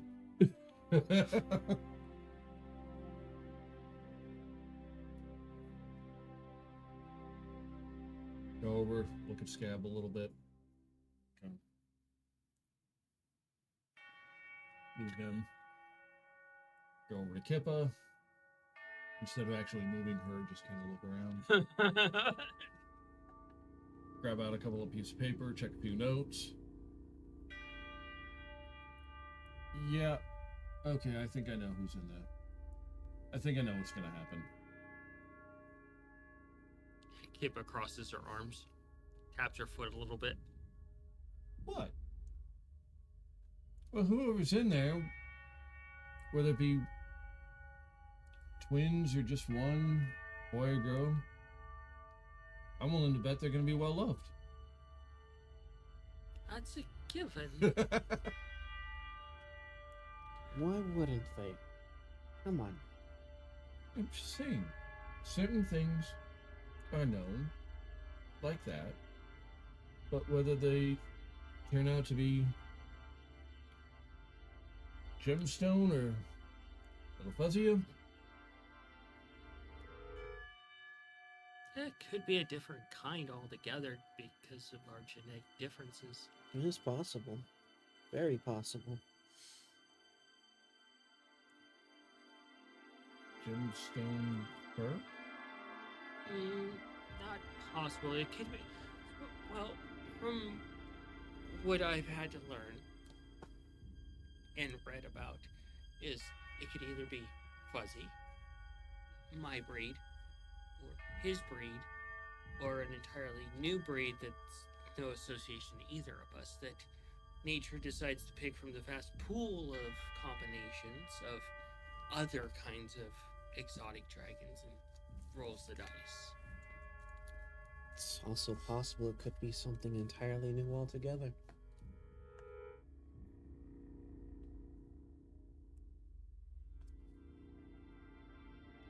And Mongo's like, ah. So nature just decides, like, oh, by the way, we need more blue ones, and it's just what's there. Unfortunately, it's not possible for us to have a lesser quality. As Damn. terrible as that sounds, and honestly, it Vice is does sound offended. terrible. So, to clarify, Mongo, you have your standard chromatics: gold, silver, green, black, red. They're a specific tier. And then you have what we are, which is the next one up, essentially. We're more rare kinds. It's like finding a diamond in a coal mine, essentially. And reading us too. So if the dice were very unlucky in our kind and we were to have one of the lesser type, they would be stillborn. Mm. There's very few cases of things like this happening where two rare kinds come together to formulate a new one. If I were to, for example, select a silver dragon as my mate, I would be the dominant species of that. It would be fuzzy, there would be no question about it. With us, it's mystery. There's no written documentation that I've come across for it. It's strange. How long it typically takes for eggs to hatch is entirely dependent on the species. And the Valair dragons, the volcanic dragons, you know what their breeding thing is? They only breed amongst their own. And, well, once the female selects the mate that she wants, she kills all the other males. Oh. And then she sires the new generation. And the process repeats.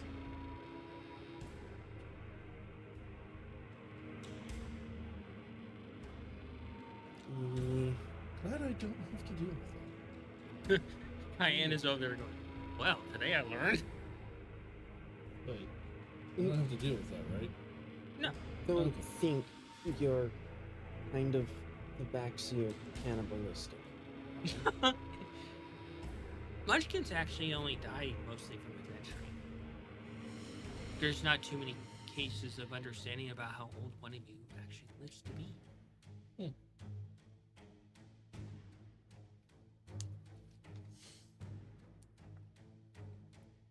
Well, hopefully we'll find out. Yeah, we only have one case so far, and that was the Lady Arabella. Yeah, I was gonna say, alright, no, they should Yeah. Yeah, that's the only reported case, though. So, not much data to go off of. So, Ember, she does find some fruit, and she's actually gifted some fruit from Aubrey. That's actually really nice. Does bring a very interesting question. How long is this egg going to take to hatch? Because As the DM decides. do. like kobold eggs, they can take weeks. Dragon eggs can be Essentially years. just gonna spend time with Ember until she's ready to head out to go to bed, because I know it's later in the evening since it's dinner time. She gives you some chocolate as a parting gift, and it's some like really dark chocolate, and it has bits of red flakes in it. Spicy chocolate. Yeah, I'm gonna enjoy this. I actually like dark chocolate with chili pepper in it. It's actually really good. yeah, and there's a little bit of salt in there as well, like salt crystals. I haven't had that kind of chocolate in a while, but it's so good. Actually, I haven't tried it. It's really good. Yeah. That's interesting. If it's done right. So it's a little bit warm in your mouth because of the powder in it, capsaicin in it, and it's just like almost like solid hot chocolate with a little bit of saltiness to it, if you get the salted one. So it's like having almost like a Dutch kind of chocolate, not a milk chocolate, with a little bit of heat to it that makes it feel like you're drinking, like eating hot chocolate. It's really nice. Yeah, really pleasant. Some manufacturers do the stupid thing and just make salsa hot. You loved my hot salsa until you couldn't eat it It anymore. has flavor. So, yeah, you're able to exchange notes for the night.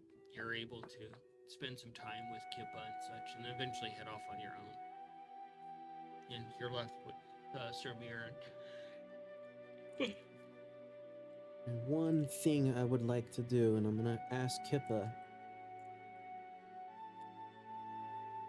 They're regarding retrieving that book.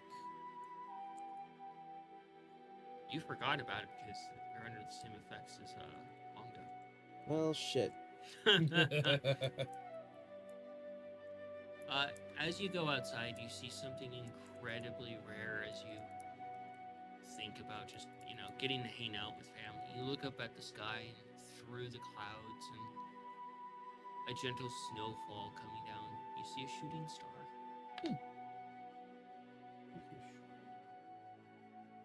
Oh fuck! Do you remember how long it took me the last time?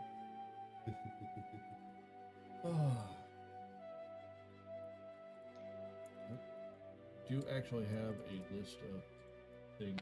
There's gotta- no need to rush about it. You just make a note of it.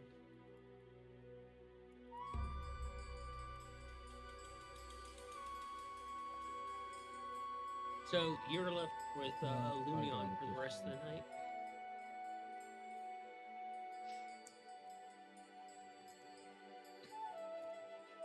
I think we're just gonna either spend time together just going on a little walk outside, or we're just going to cuddle by the fireplace and just talk about our day. Per usual, his day is. There's really not a lot for him to talk about. It's just the usual information brokering of.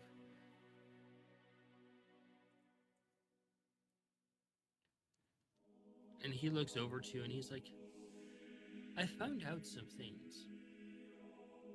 Oh, Some contacts finally came back with some information that I've been waiting for. But we will discuss it in private. of course.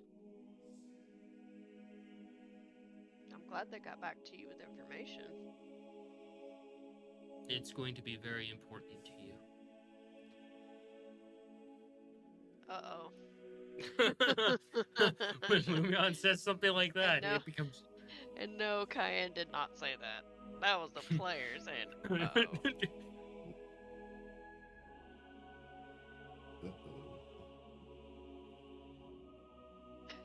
When the DM says very important to you, it's like, oh.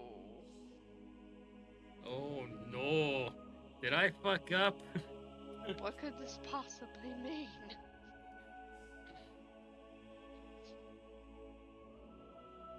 Yeah, everything is winding down. Everybody's heading back to their homes. Mongo comes in.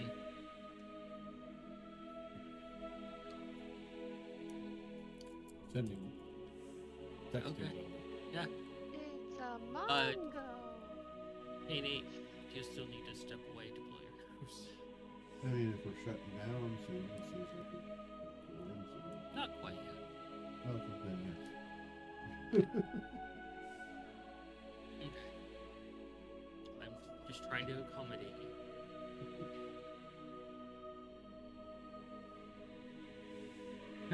So, Lumion just enjoys being with you after he gives you that little bit of a quandary to think about. Had a meeting with the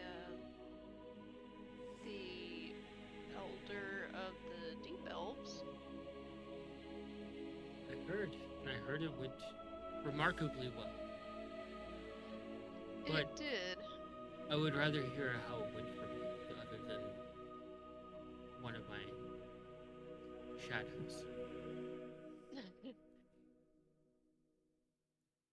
Needless to say, how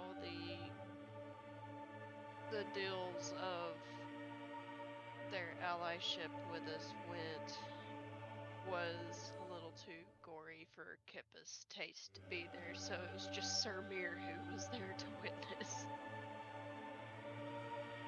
A brave But- stand-in. We basically sealed our allyship in both our blood. That seems to be a trend for you, but it is something that a lot of people seal deals with. Well, blood tells the truths and everything. It does. It is the life force, and it's natural. He stands up from the from in front of the fireplace and he offers his hands to you to help you up. I'll take his hands. And he bids everybody a good night as you come in and heads out with Cayenne. You assume they're heading home as well. Yeah. And No, I bid them good night as well. and eventually, as he walks with you under the nice cool weather, as a little bit of fresh powder falls from the sky, you find yourself at the temple. And he goes in with you to the temple, and he goes to the shrine, essentially, that you've set up for your lady. And he's like, he looks to you, and he takes one of your blades that you have, and he cuts his hand, and he leaves an offering for her. Wow. I didn't expect that. Does he bleed silver? I don't think we've ever established that. I don't think we have ever actually established what color Lumion bleeds. Cause he's basically like monotone, Yeah, he's like completely pitch- monotone. Yeah, he's like pitch mute black. As he does that, you see his blood drip into the bowl, and it's kind of a little haunting to you because his blood almost looks like a bleeding galaxy. Okay, that's pretty cool. Like the galaxy itself is bleeding from his actual hand into the pool, and as it gathers, you can see what looks like the sky above, the infinite void of possibilities. And he looks to you, and he's like, "This is my proof before your lady that I will tell you truths, no lies, and protect you."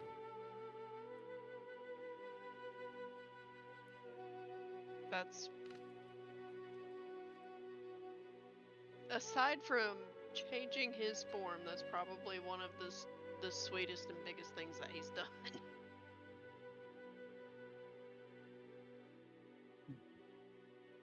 Yeah, do something good.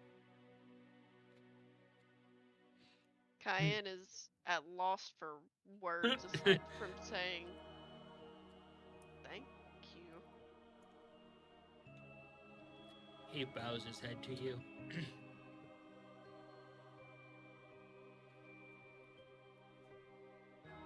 And he just keeps his hand there as it just drips into the bowl.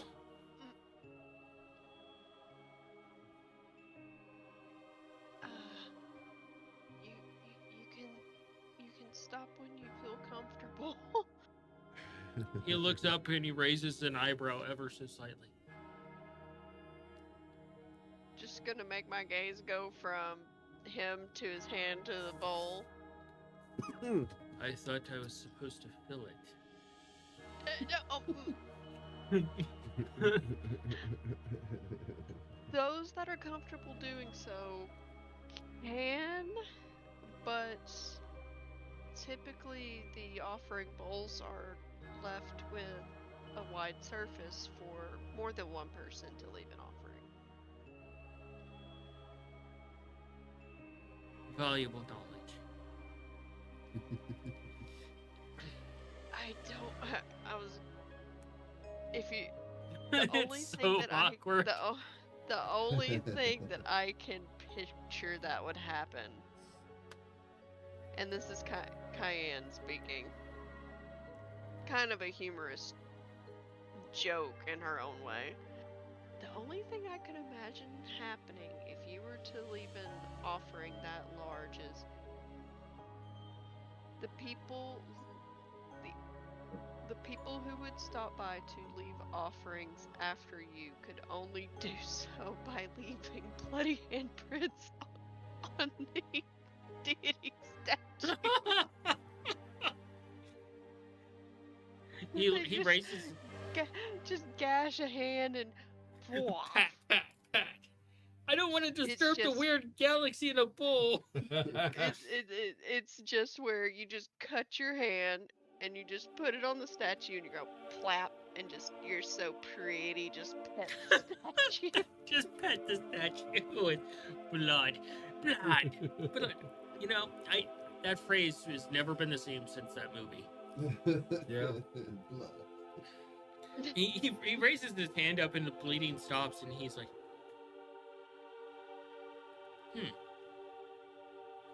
just say,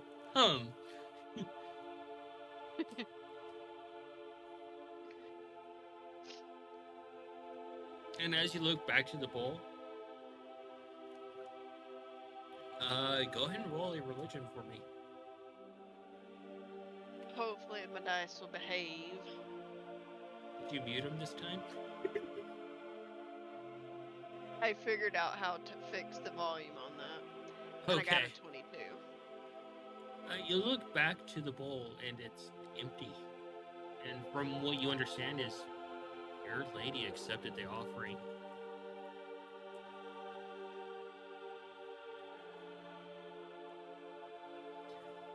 I'm gonna tell him that what he's given has been accepted. He looks to you kind of cautiously. Is that a good thing or a bad thing? That's a good thing.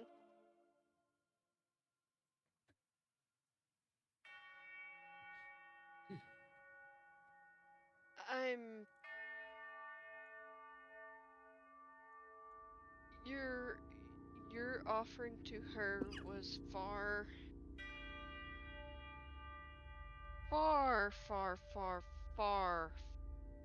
less intense than Maggie's. So I've heard. I'll never forget that day. I believe it would require magic to make me forget that day. I was like, but no, this was meant to help you, not to unalive you. Or almost unalive you. Just cut his hand off. Maggie goes to extremes, not knowing the limits. Yeah. So, ooh. She does not want to be pet anymore.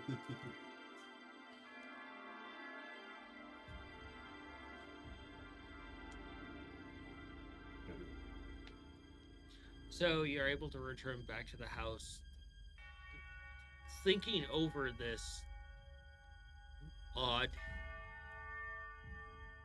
yet wonderful thing that Lumion has done for you.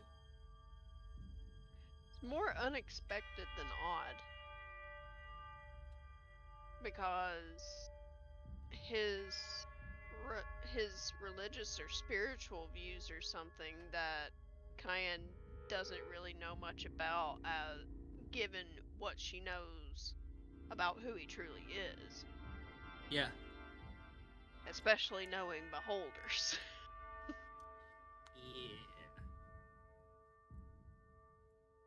Yeah. Nikolai. Mellum she pulls out a jug and sets it down. And she's like, I've created a special brew that you and I are going to try. She sets down 2 shot glasses that are really nice size. Okay. She pours a cup of it, and it just is blacker than that. It is like really black. You take a smell of it, and it smells like the strongest alcohol you've ever smoked. But there's a weird coffee acridness to it. Okay. The dwarfs were teaching me how to brew something. I'm not very good at it. Good for killing brain cells and increasing engines. Yes.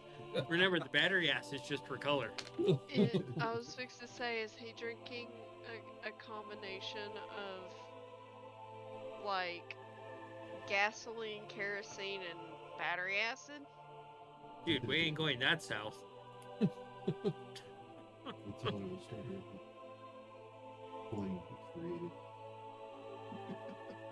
She just looks over at you and she's like, huh. So as you get home, Cayenne, you can talk to Lumion more about the bombshell he threw at you. And she takes a shot. Roll con. Scabbard nearby. I'm currently at home with Sirmir and Pippa. Yeah. I was fixed to say, does Cayenne's senses start tingling as soon as she gets home?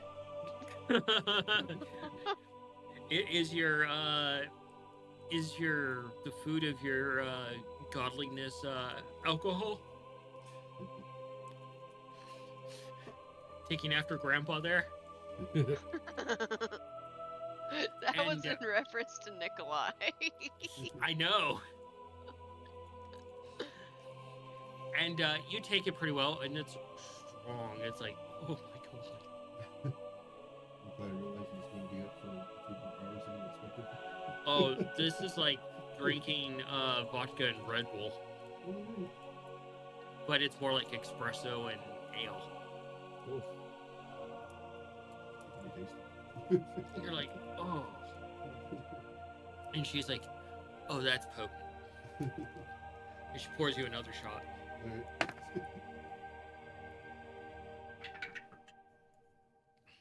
Dang, that would be modified 20.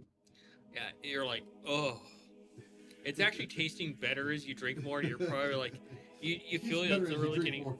it feels really warm, and you're like, I don't know if that's a good thing or a bad thing. Tasting better. What are you doing? Probably eventually get back home. You come in and Coin is there, and she's like, you're gonna make another sandwich in your sleep. Yeah, something tells me unless those little 2 troublemakers decide, no, I won't be making anything else in my sleep. There you go.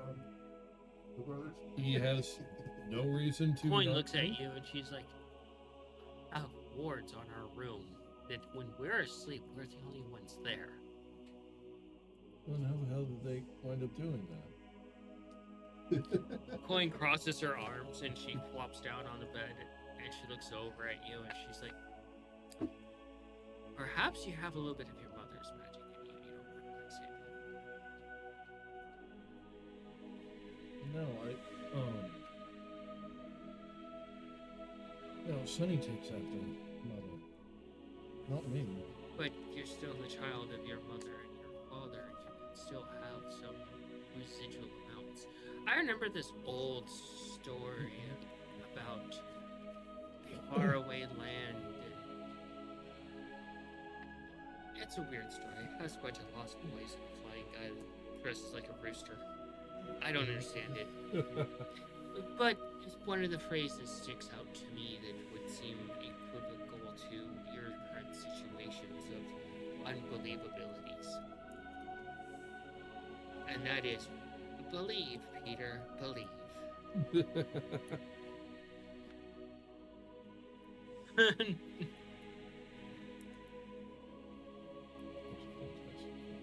that movie gets not enough love. That's probably my favorite version of the story ever. It's like everybody who's seen it fucking loves it, but it's just like some people just have never seen it. Oh, I've met a few people that absolutely hate the movie. Hook is a great Yeah, take on it. weird. How? It's too slow, and it's a weird remix.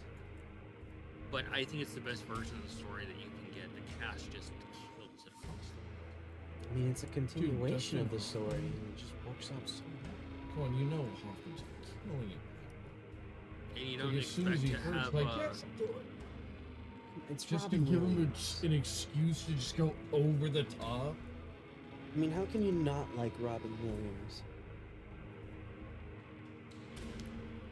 Guy was an underrated actor. Everybody knows he could do comedy, but when it comes to actual like acting, Dude, also, the other fact of that you had Glenn Close as one of the pirates. yeah. Nobody ever expected. Like, Glenn Close was, I think she was playing Smee. No, that was somebody else. She was Smee one. was somebody She else. was one of the pirates. Yeah. Like full makeup, everything. You would never guess it was Glenn Close, and she's. I don't even think she's cameoed in the movie. It's just one of those blink or miss it. Yeah, I think she was just kind of there for a day, so she just got in like full pirate garb.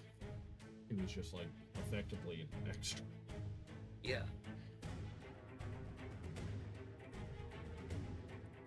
Yeah, and it's one of those things where you're like, oh, all right, she's in it. Oh shit, I didn't know Phil Collins was in it too. Oh. Yeah. Been some nice. Yeah. So, take another shot. Yeah. So, coin, it's like it's probably just you. You just don't know how to. No, the thing that Mom and Dad went and did just kind of lets me switch between like the standard flavors. Like what Alufa can do, I can't. What Mom and Sonny could do is also on the list of ones that I can't do. Yeah, but you can get multiple flavors and mix them together. Maybe you can too. Okay, you don't believe me. What area of magics is it if you actually make something that wasn't there? Conjuration. What did you do? You conjured a sandwich. You used conjurations. Any wizard can use any of the types of magic. It's just Well, okay. She goes over and she puts her goggles on your head. Look around. There's probably some residualness. Arcana with advantage. Oh, what'd you get? 17? It's starting to hit you a little bit. You're like, oh. Like you can feel it in your stomach, like drinking espresso on an empty stomach. Oh no. She's just kind of like. Maybe we've had enough.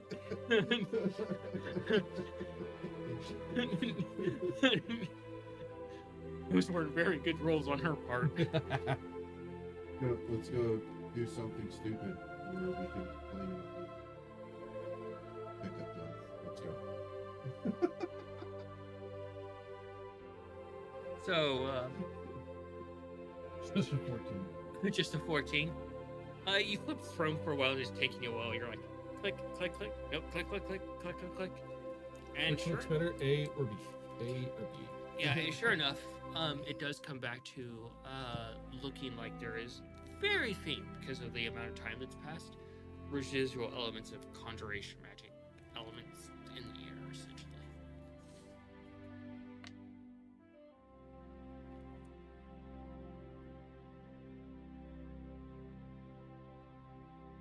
Haven't really played with the conjuration one too much.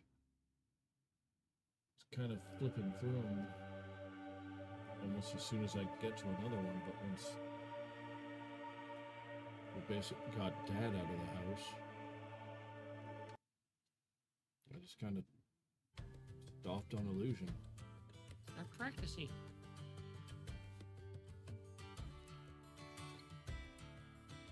And suddenly there's banging on the door.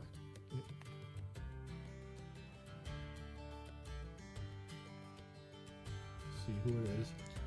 So, Mellum's leaning against you, and she looks up at Mungo and Coin. Let's go do something stupid. I'm drunk. He is too. Coin's Mongo, like, test this thing out, Mongo. I look to see at the dial what it's turned to. you see that it's at 11, and if you see a sticky note on there, we can try for 12. A piece of parchment that just stuck there. Do I know the handwriting? Oh, it's definitely Mellum's. We're drunk. We want to do something stupid, and maybe we can find a cow or a chicken. Ooh, what about that purple bastard?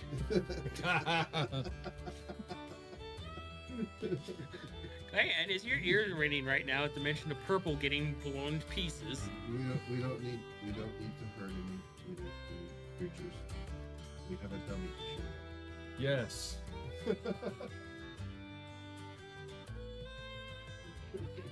Yeah, Purple's promised to somebody if anything happens to that bird. I think Cayenne's gonna learn how to cast polymorph, and then one of you is going to be the permanent replacement. Ring bombing. Through polymorph, your prison is purple's embodiment. Oh God. In the Arctic Circle, no less. Antarctica thanks you for your sacrifice. I like cold weather. That's pretty much. But yes, the two drunkards are now on your doorstep, and Coin's like, this is awkward. I'm actually not drunk, and people are drunk knocking on my door. It's almost like the God sent you here as a sign. We need to change that. You like alcohol and coffee, Coin? Here's some. No alcohol poisoning, please.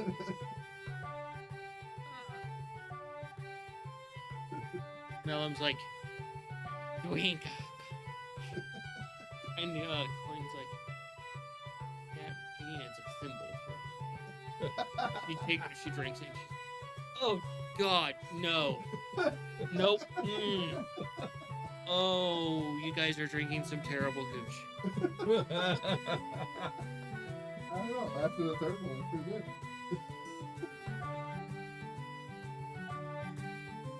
I'll go over and get a better bottle.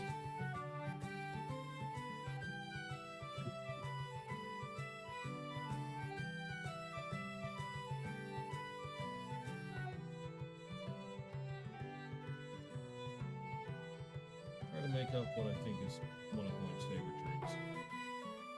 Real quick. Ah, the dude abides. Let's see. Let's see, what would Coin's like one of her fellow drinks actually be?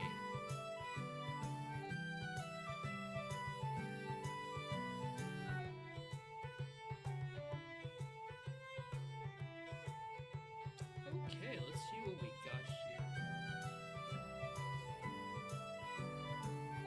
Ooh, there's a lot of interesting ones here.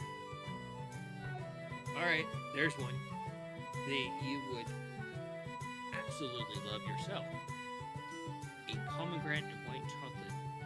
That sounds kind of good. It's a pomegranate and white chocolate almond truffle. Ooh.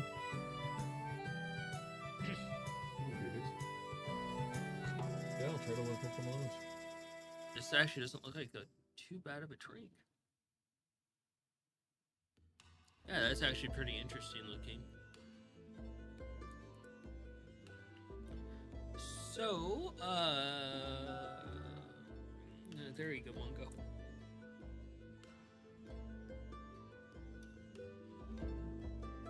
Take a look at that. Cayenne. So you get back home and able to settle back in, get into much more comfy outfits and what have yous, and settle back in.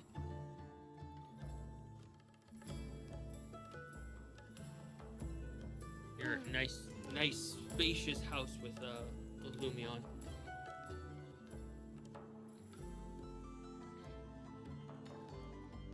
I think Cayenne's trying to think of the way to be like, alright, spill it. I think you would just be direct about it. Yeah, but if she's super direct about it, that'd just be rude. I could just make you be so direct about it. Alright, spill the beans. I don't know. Lumine's a very intelligent being.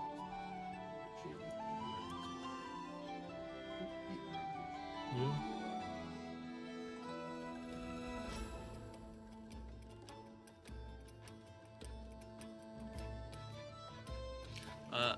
For you, Scabbard, you and Kippa settle down to have essentially some really delicious strawberry cheesecake that she keeps on hand. Sent you a message actually just now. Discord. Okay. Go check it. Go ahead, Cayenne. Let her rip. Alright. Now that we're a little more private, I know you mentioned there was something you needed to speak to me about. But we can wait on that if you don't think now's a good time.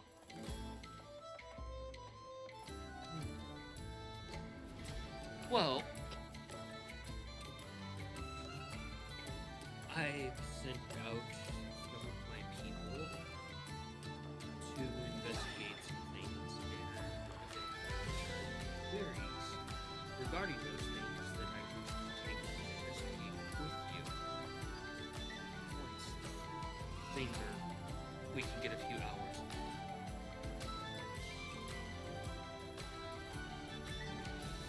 It's regarding Osling and where she comes from. Oh wow.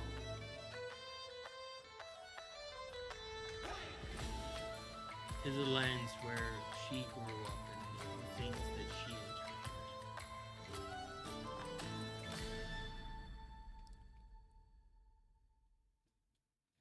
enjoyed. Well, that's heavy. Cayenne's like, now I need to sit down again. That'd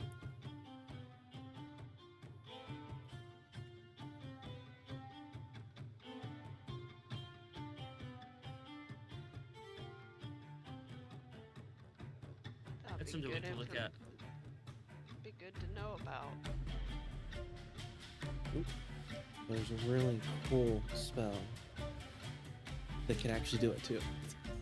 So, yeah, he's just like,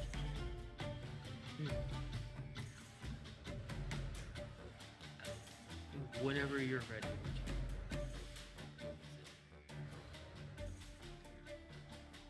I mean, I'm as free as ever now, but we can also save this for another day, too.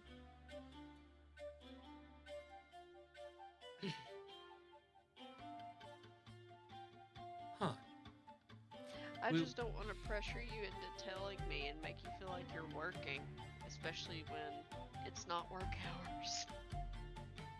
It's not work when it's a gift for you that I can actually retrieve information that is vital to questions that you have.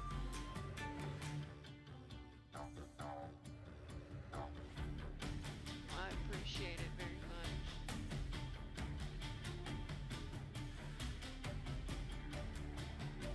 Any kind of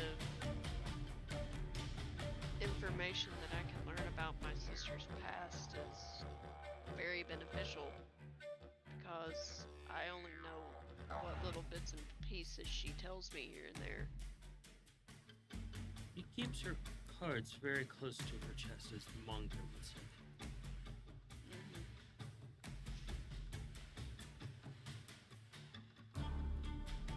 even when it comes to her own path, like her own druid path, there's some things that I don't even know. And we're sisters. And I just don't pressure her about it because if it can bring up painful memories, I don't want to put her through more pain than what she's already dealt with. A lot of that pain has passed, and she's found resolution. So, to coin a phrase that she would use, she's buried in 6 feet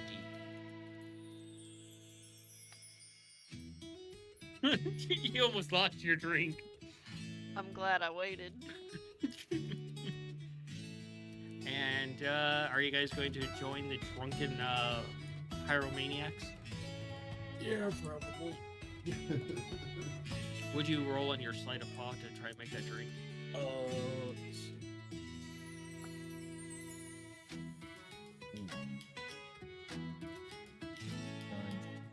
Nine. 9. I got all the ingredients in the glass. You mix it all up, and you're just kind of like, she's drink, and you hold it out to her, and you spill half of it. Sure. And she takes it from you, and she's looks at the ground where the half of it ended up. And she takes it, a small drink, and she just looks at you, and she's like, you forgot something. I think it's my first time making a joke about It's your third time making it. You forgot to mix it. it. At least it's all the ingredients are in the glass. It's layered.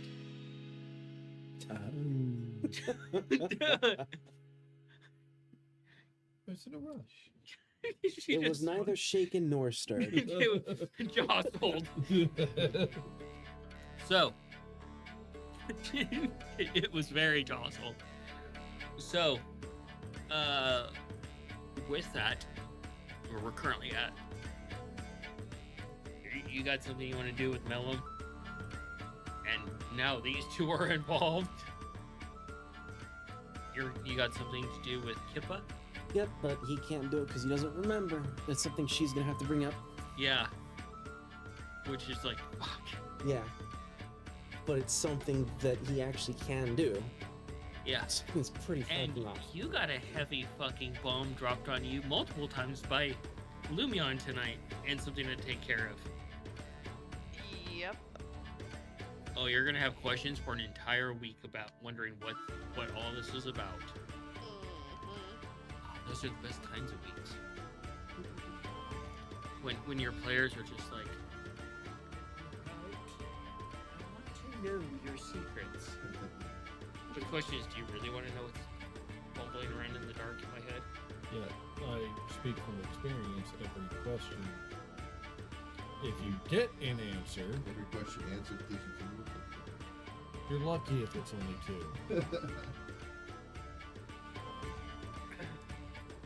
All right.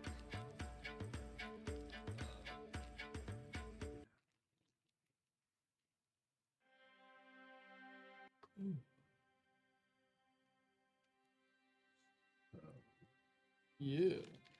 So, as we come to an end for the night, do our recap, our post-mortem. Uh-huh. We'll start with you. No, No, I'll start with you. no. We're starting with you. I always finish out. No, you don't.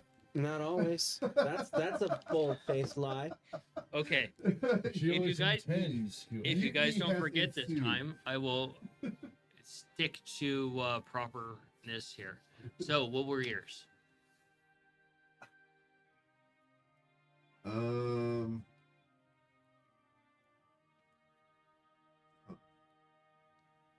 Favorite moments? I guess towards the end, actually, just kind of like spending time with, you know, Nikolai's sister to, you know, do Nikolai things. It's like no one else is really kind of interested in the things he is in. So let's go blow myself up. Only one true way to test it, as he's been taught. He agrees. Use it. And she's right there with you, especially with some alcohol. And her putting a piece of parchment on there says 12. That's fine. 12. Yeah, that was pretty awesome. Mango. The family dinner was pretty awesome. Everybody just getting to kind of like hang out. Getting pranked by the brothers. That was fun and funny. Leaf riding the bucket. It was great and just a wonderful image.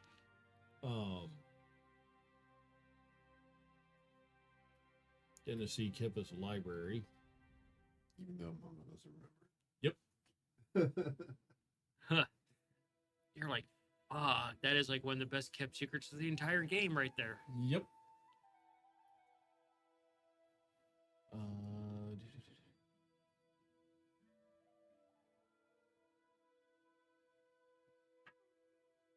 Yeah, we'll see where the drunken firearms are gonna wind up.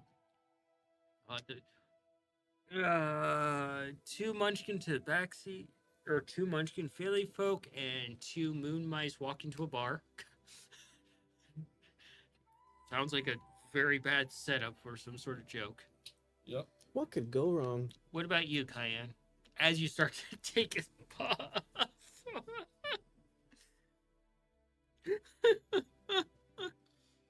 The interaction between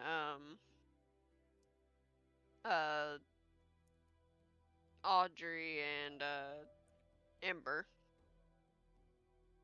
That was actually pretty hard to pull off because it's like they're two very different directions as far as like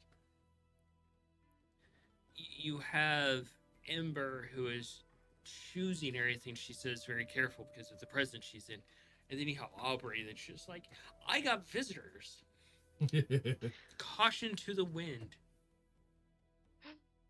I just imagine like Audrey is the younger version of Mrs. Potts. Oh my gosh. Like for real, just less in a kitchen setting, more garden setting. Yeah. Yeah. Any others you got over there? Finally getting to tell Troyus that I give him my blessing.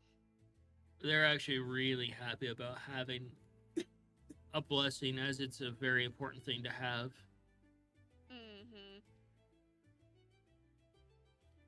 And then, of course, you can't forget Lumion's offering. Do I feel the entire bowl or not? Yeah. Because what he was trying to do just seemed like a sacrifice, so I was like, what do I call that? Was that an offering or a sacrifice? What is this?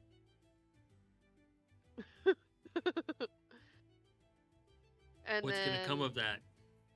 excitement of learning what the news is that Lumion got. Yeah. That's something. What about you, Scav? The family dinner was pretty great. That whole time stop moment was also really cool. Yeah. But I think my favorite moment of the night, Mongo getting to learn more about Kippa and Scabbard and their secrets.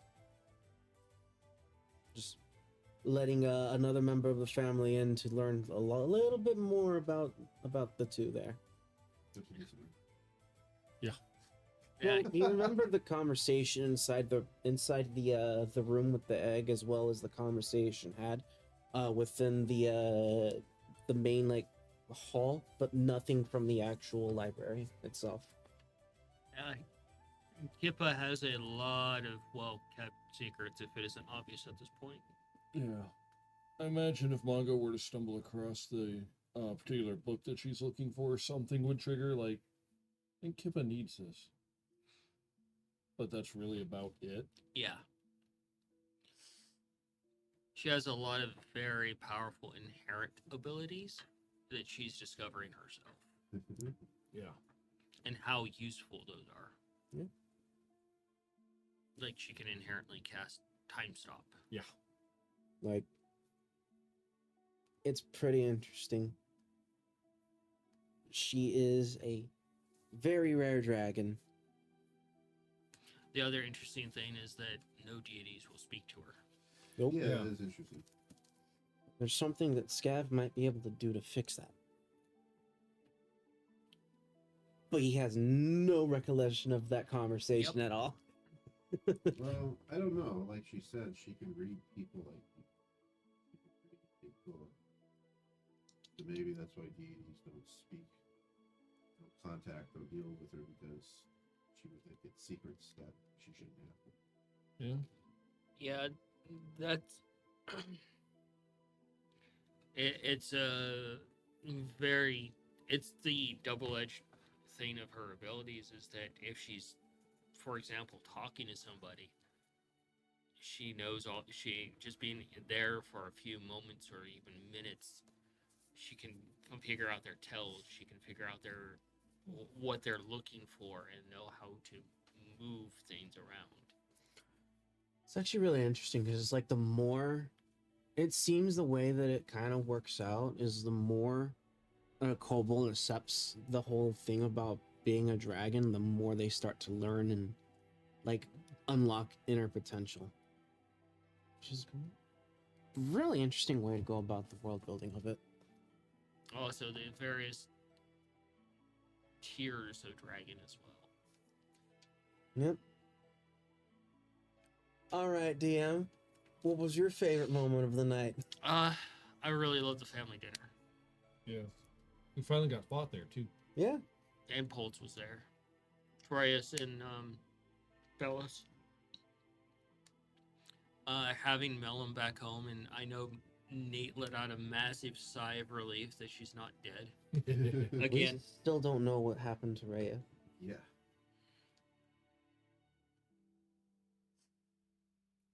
Yeah, the Nikolai dinner. getting a flower on his head was pretty great.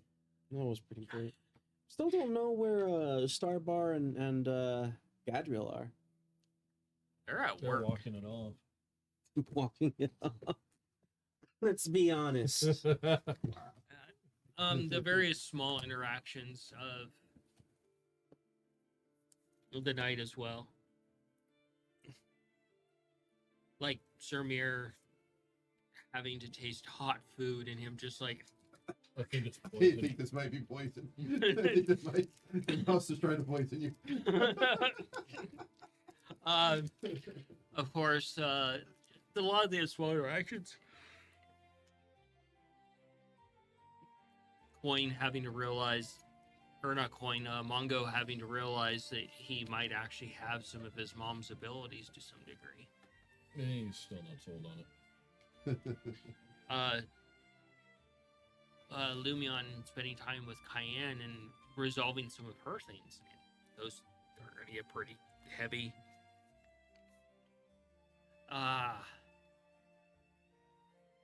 But we will call it here for the night as people here are tired as fuck tonight. Yep. We'll get through it pretty quickly. You guys tend to get through it quicker when you're tired. Just fuck around. All right, let's say goodnight, everybody. One sec. Let me see here. Okay, cool. We have 2 weekends before we're off. All right. Say goodnight, everybody. Good night, everyone. Good night, You everybody. said good night, everybody, not Good night, We're being everybody. rebellious. everyone. Say goodnight in your best Cockney accent. Join our Discord. Yeah, we share a lot of shenanigans there and behind the scenes stuff. Like, comment, subscribe. Share us with your friends and family and co-workers and strangers. Don't forget to take your Flintstone vitamins. Yes. And even your worst enemies. Don't hurt them. And remember,